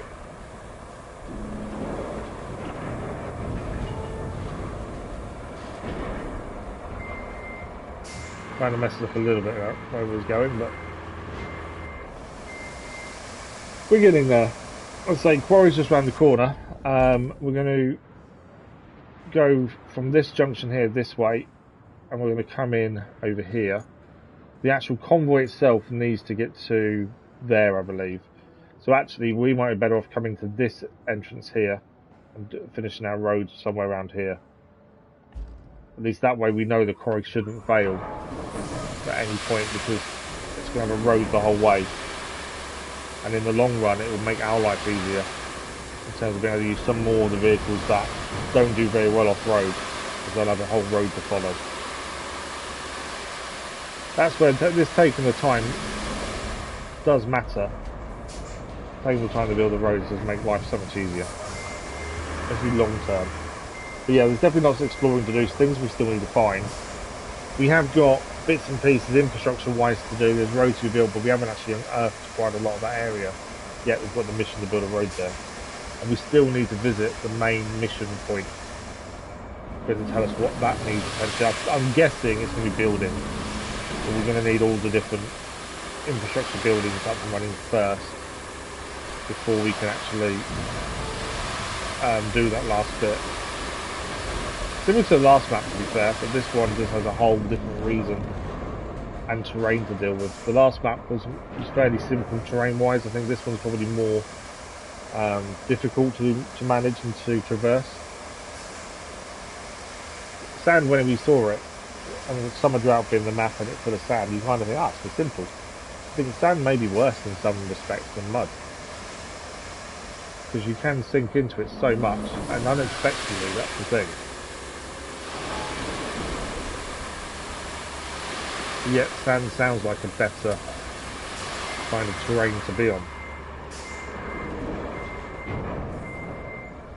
Didn't quite. That should make the corner work.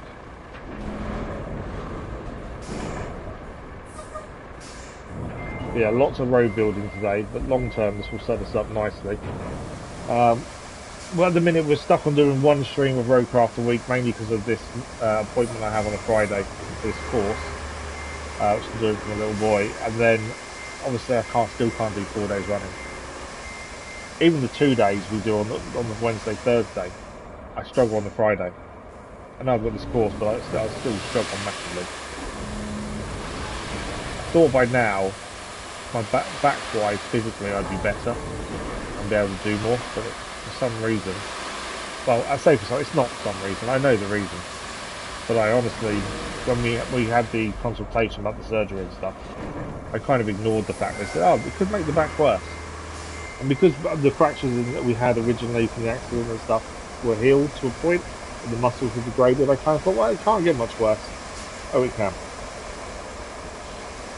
So I think we've had that negative side of the implant in terms of it's made the back worse.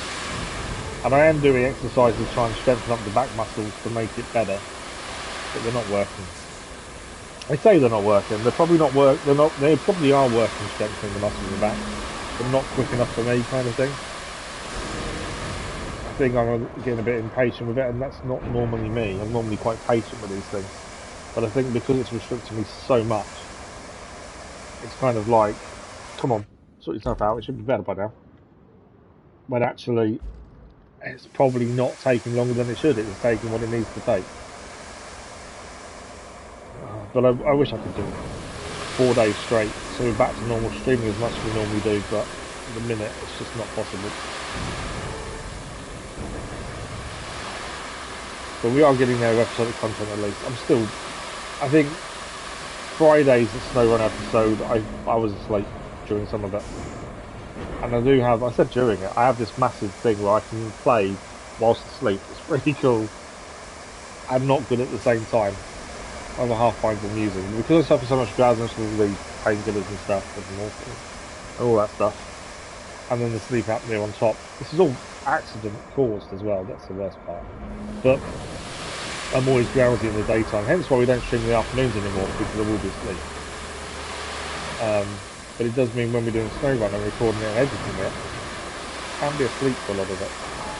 But you may not notice, you generally notice if I've fallen asleep doing SnowRun if I crash. Sometimes, I'm not saying every time that's the reason, but sometimes it's because I'm not quite awake. But I can still talk and everything else. I was playing Football Manager on the PC, on the laptop, a while ago now. Fell asleep playing, and I think I said this in the channel update a few months back. But I was playing, I was asleep, definitely asleep. Another half was saying that I was still clicking away on the mouse, still playing matches. I woke up, didn't have a clue what I'd done.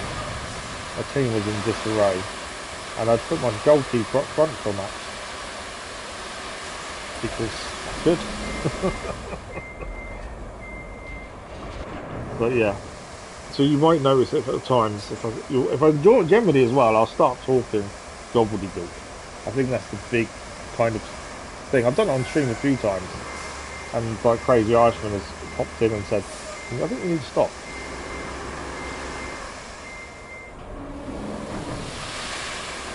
But yeah, if I start talking complete gobbledygook, generally means I've fallen asleep. And it can happen in the morning streams too, as we've had it previously, especially when a really bad night. So do keep an eye on it. If you see it happening, you just need to put in chat. Because somehow, I still kind of understand chat, to a degree. And when I see it, it kind of snaps me out of it. It's weird. It's not fun though. The worst is falling asleep in a post office. So I was in the post office a while back now. Put out passports and stuff on my behalf of a little boy. Stood on crutches, because obviously I still use crutches moving around. And I was asleep standing up. My other half of my little boy nudging me, trying to wake me up. But I was dead to the world. I had no clue either. Like, what are you doing? I'm awake. I'm waiting for our turn. You weren't awake. And I'm adamant I was. Yeah, I wasn't. But at the time, I feel like I am. It's weird. Such a weird thing. But it's because of all the medication painkillers are all sedatives essentially. So it's one reason I said I never wanted to take half the painkillers we have to take. We didn't want to be comatose the whole time, and we're quite lucky we're not comatose, but we're close to it at times. Right, that is our sand down. It will allow us to go all the way to it, and we don't need to. A little bit more. There we go.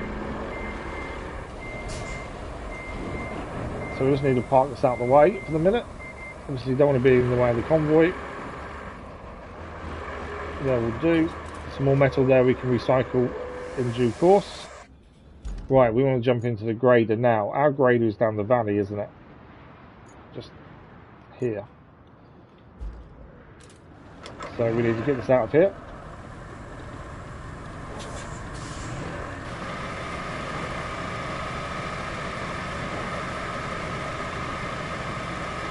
I did consider driving through the valley and going up the other side, but I think grader's probably not the best vehicle to do that in. Mainly because the front end we get stuck on different things, on the trees and stuff. It should be fine getting back through this. We keep the actual grading part up, trying to avoid the rocks. We did try to move a few of the rocks out of the way using the grader. It did kind of work. Are we on a rock, aren't we? Yeah. Okay. I thought we was on a rock, but it doesn't seem like we are.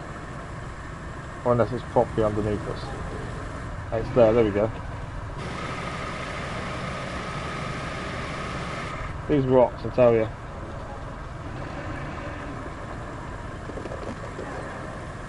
Come on. You know, at the right angle, it doesn't go underneath and it's okay. If you hit at the wrong angle, it kind of wedges itself. Yeah, I think we did an okay job moving them. It wasn't the easiest thing to do. We haven't really done it before, moving rocks to this degree. Normally we'd use a crane and just move them that way.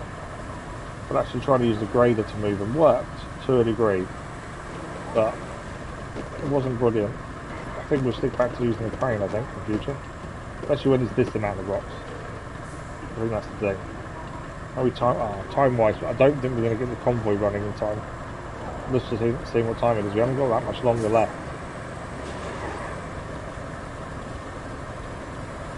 I don't know. It might be touch and go whether we can get this convoy done today. Done one mission and several roads and bridges. Come on. There's a rock on the other. So we've made a bit of progress. Percentage-wise, it won't be much, but actual progress, I think, is quite a bit. Over a bit more than Mac as well. We've got about 15-20 minutes left. Try and get this convoy done. I think the convoy is a one-off as well. I don't think it's more than a one-route thing. We only get tokens, I think, as a reward as well. Nothing major. We need to save the money up as well. We don't buy anything generally, but we need to save the money up so we get the non-rusty wrecking ball. It's the only thing I don't think we currently own.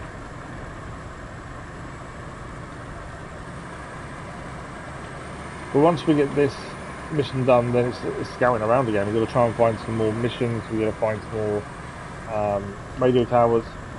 Try and get to the main mission area as well and see what that says. Because currently it says get to that location.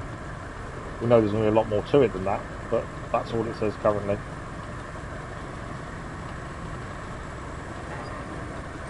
Right, down the hill to the wooden bridge.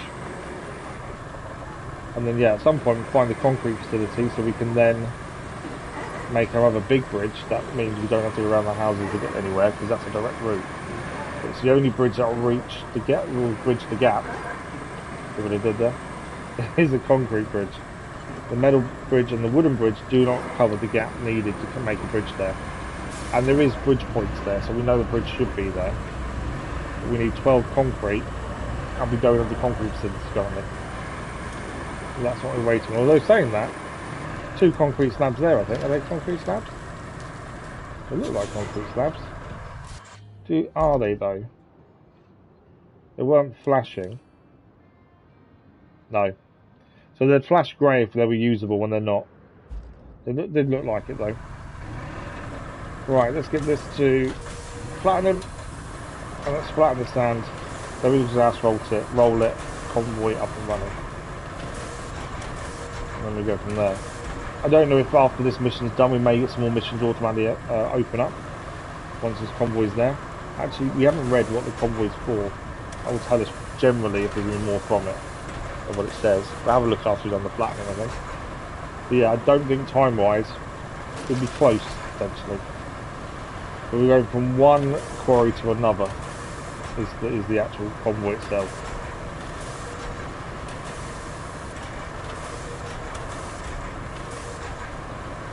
But yeah, long term this is going to help us. Obviously, we need to find the metal pipe facility so we can place that one there. I think we've got to put electricity somewhere. I think we've got an infrastructure mission. But I don't think we've opened up the area it needs to be done in. If we haven't done that, the only downside to doing these roads is the potential that we need to put a cable in somewhere for power, and we have already put a road down. Whereas in all the previous maps, bar the last one, we've always got a way of not breaking a road.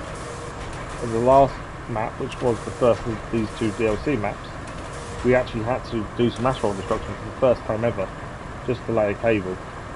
As we've always managed to avoid doing it, by staying away from roads and things, or building the road afterwards.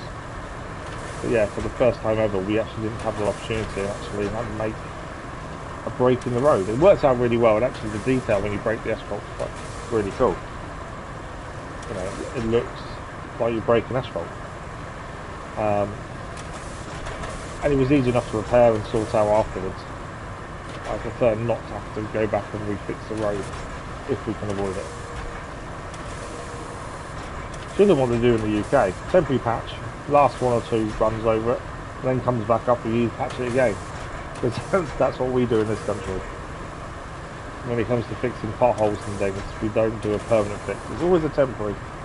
It'll be good for a while, and then we get a high load of rain or a bit of frost, or even extreme sunlight like now, and it doesn't last very long. And they wonder why it costs a fortune to keep maintaining the roads. I don't know if that's, if you live in a different country in the UK, are your roads as bad as ours?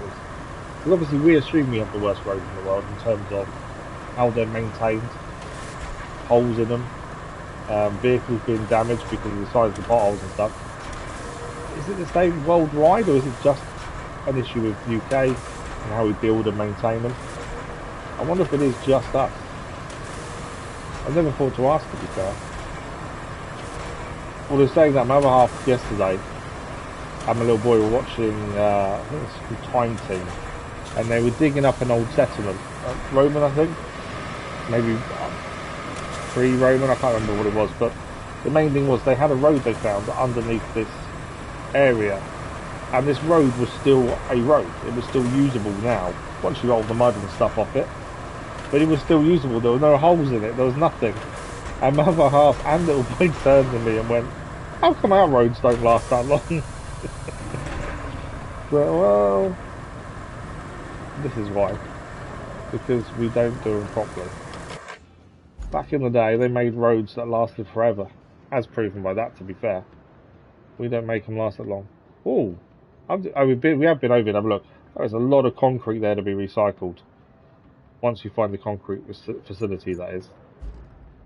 Okay, asphalt time. Why does this guy not spin round in his cab like the other guy does?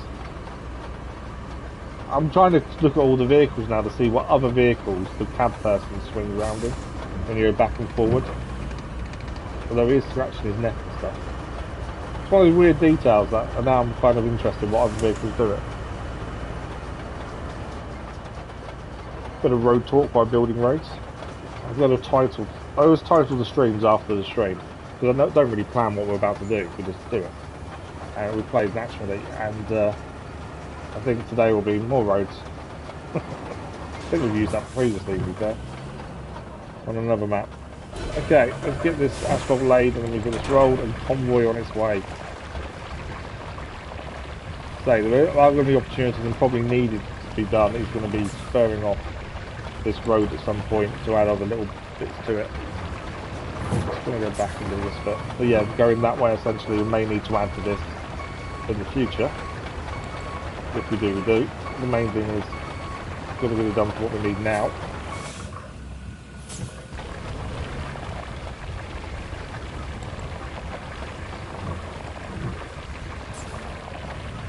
Okay, come on asphalt, layer, do as you're told.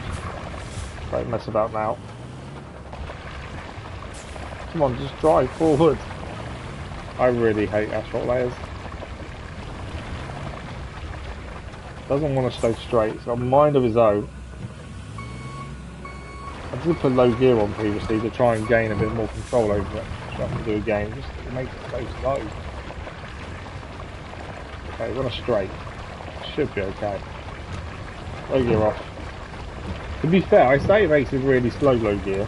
It is noticeable how slow it goes, to be fair. What if low gear may just be better in the corners, maybe, to stop that sudden movement. We've completed all the base game, every DLC map, bar this one 100%. And yet I'm still curious to whether there's a better way of controlling the asphalt layer.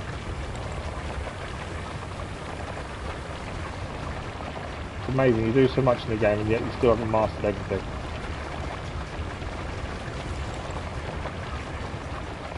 But yeah, that's where we're at. So we've got about 10 minutes left, we'll try and get this convoy up and running. We may even watch it just to make sure it gets done today. We've completed something else today, other than road building. We are live tomorrow morning with Kingdom Come Deliverance 2. We're at the wedding currently in Samine with Henry. And we've got missions to do at the wedding to move the main story on. And that'll be tomorrow morning. Obviously no stream on Friday because of this course. Although there will be a SnowRunner episode. If you want to laugh at me being asleep for a bit of it. And still driving. Come along. So that'll be live at 4 PM I think it is on Friday. Saturday I still haven't sorted out what's happening Saturday yet. It's either going to be SnowRunner episode or Wreckfest. I just need to get the editing done and not fall asleep.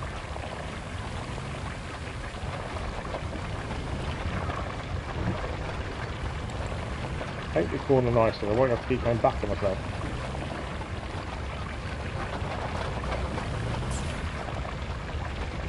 Don't do that. It looks like when it's swinging around wildly, it looks like I'm the one doing it. But I'm not pressing a direction when it's doing it. It's just annoying. Okay, I want to quickly go back and do this, but I can't leave it like that.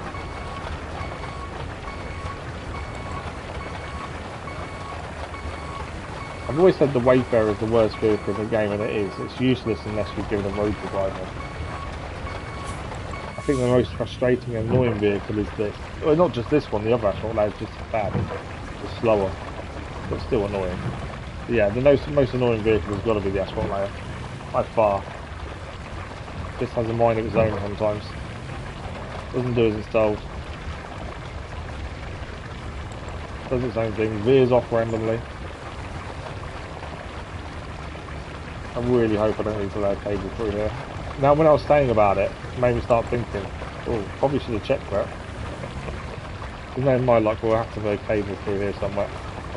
But if we do, we do. It's not the end of the world. Just to break a little bit of asphalt, put a bit of sand down and relay it. Doesn't take long at all. It's not too bad. If we do get to lay a cable first, we generally lay it away from roads anyway. We have to go on the road. We generally lay it underneath the main road, so that way we can just put a road over it, it doesn't matter. But it's not always possible. Okay. Don't mess up now. See it veering off a little bit there. Didn't like that last little bit for some reason. Doing so well up there as well. Doing as it's told, not moving, not veering off. Towards the end. Nope, gonna mess around. Come on, last little bit.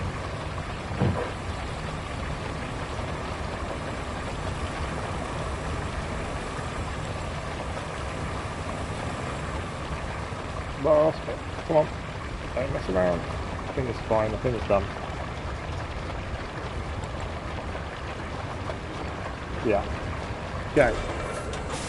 So now we just need to roll it, and that is road complete, and then we can set off the convoy. How are we looking time? Time-wise is going to be really tight. It may extend by 5 minutes just to see the convoy do its thing, to see if it does give us any more missions. Because that's the big thing. It's whether it gives us more missions or we need to go and find more. So yeah, we may have to extend the stream just to see the convoy do its thing. And then hope it doesn't mess up and I've not done something silly. Right, this is already rolling. I never switched the asphalt roller off anymore.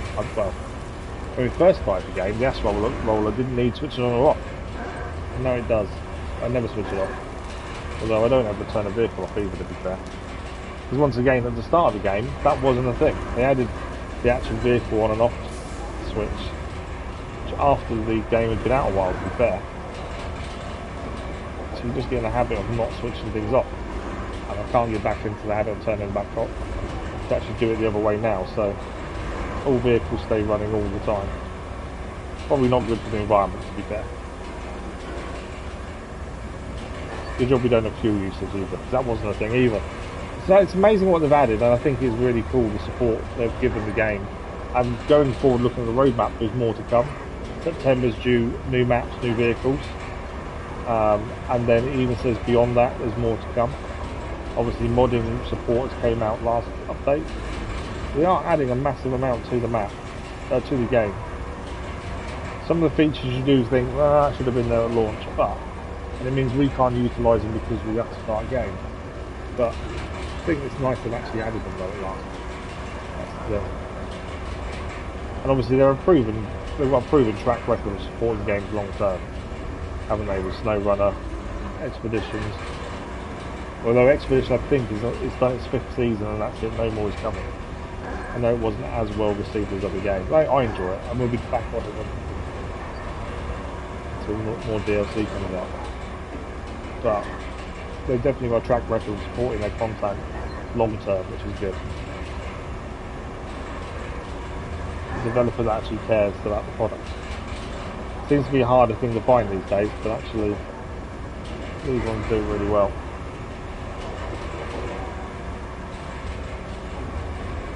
Okay, I'm hoping we don't need a third run down the middle, but there is potential pending.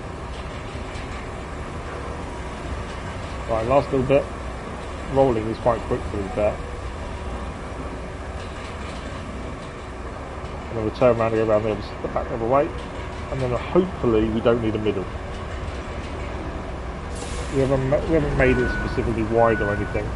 Sometimes we do to make it so it's easy to get past convoys and things, but at the minute we don't really need wider roads. And we followed the original track, so a lot of them aren't that wide.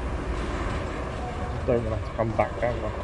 There's a middle bit there. Let's do it now though, rather than coming back, just in case that's the only bit. But saying that, I don't think this corner. Yeah, we're going to miss the edge, aren't we? Although if this takes longer to quickly reverse back and do the edge you missed, or to come back and do a whole run in the middle. I don't know which one's slower.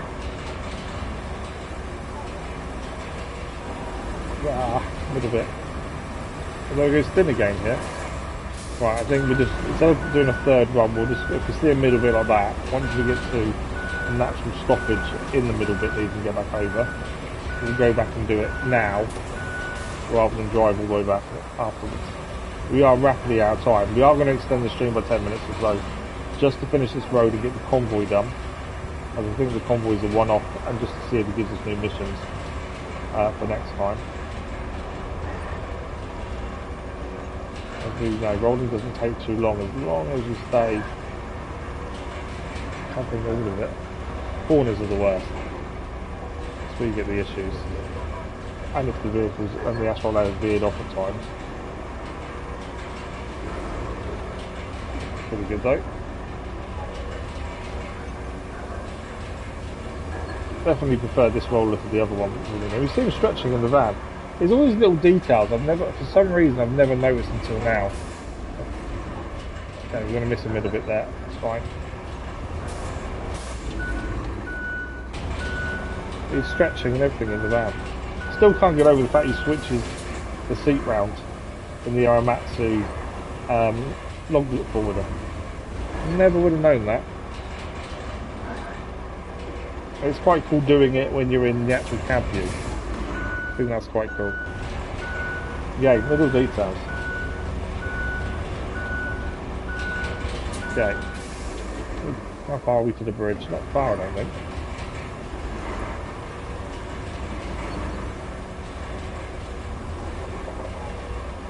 Okay, so we are extending a little bit today just to finish this off. I don't like stopping in the middle or something, we're going to avoid it. And we'll just watch the convoy do its thing. I don't think it'll take too long for the convoy to do its thing. Just to see if there's new missions. Saying that, I've got to lay the convoy, haven't I? I don't know, maybe we leave the convoy today if we're extending just to finish the road. Because I've still got to lay the route actually. And we can't extend too much before I'm going to be beyond my limit. Yeah, I think maybe we just do the road. And we'll leave the convoy set up for next time. And then we can go and explore the rest of the map while the convoy's doing its thing. We're not quite going to get up and running today then. But it is quite a long convoy as well, thinking about it. It's not a short one. I we should have made that bit better there. No, if they don't take it as tight, I don't think that'll be too bad. But yeah, that is all the rolling done. I'm just going to do a little middle bit here. And that is the other road complete. Right, let's park up to the side for a minute. It doesn't feel like we've achieved very much mission-wise today, but we've done a lot of infrastructure things to get us going. So let's have a quick look at what we did today. We have built the road that connects this sand quarry with the main road going through the town, Dustfield, but also put a temporary bridge over the bridge, and then found we couldn't actually get the grader over that bridge as it's too thin. So I had to lift the grader down here. We've moved the rocks out of this area here as much as possible, made it quite tricky to drive.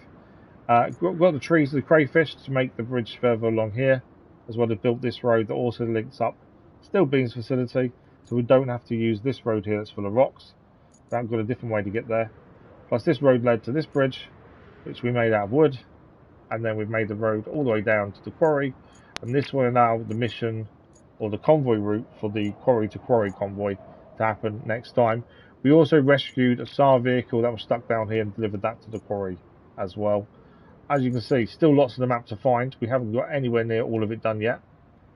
Yeah, deliver the convoy to the quarry. That's the one we're just done the road for. They're delivering sand to another quarry. We'll send a transport convoy with the necessary amount of sand. The roads and the quarry don't seem difficult for us. Oh right, that's what he says. They should be able to traverse the sand without too much trouble. I guarantee that's a wayfarer. Surely. Send a transport convoy. So it actually says you don't need to build a road. It says it's not too difficult to traverse. Although it says don't seem too difficult. Seem is different to actually being difficult, isn't it? We started the day on 22%. We've completed one side mission, built several roads, fixed several bridges. We're going to be, what, 24 maybe from doing the one side mission we did today. We've made good progress. There are strings we finished, and I kind of think afterwards, we made no progress today, but actually we've made progress infrastructure-wise, and that's important in long term of the map. Sometimes you have those days where you've got to do infrastructure, otherwise you just can't do anything else. Okay, we're 25%. I was slightly off. The Summer Drought, 25% currently. We've done 2 of 15 infrastructure requests. One main objective still is not complete, obviously. And we've done 7 of the 26 side objectives, and we still need to explore the southeastern map, but also connect parts. Lots of bridges need doing, and it's getting those sorted that's going to matter. But that is it for today. A massive thanks to you guys for joining us. As I say, we're back tomorrow morning with Kingdom Come Deliverance 2. We continue at the wedding with Henry and see if we can move the main story on there. RoadCraft will be back next week as well, and we'll continue on with the DLC. So thank you to everyone. Thank you for the likes, the comments, the views, and the conversation. As I say, we're back tomorrow morning with Kingdom Come Deliverance 2. Until then, enjoy your week, and we'll see you on a live stream very soon. Thank you for watching. Bye-bye. Jake, man, thank you very much. Much appreciated. Have a good one.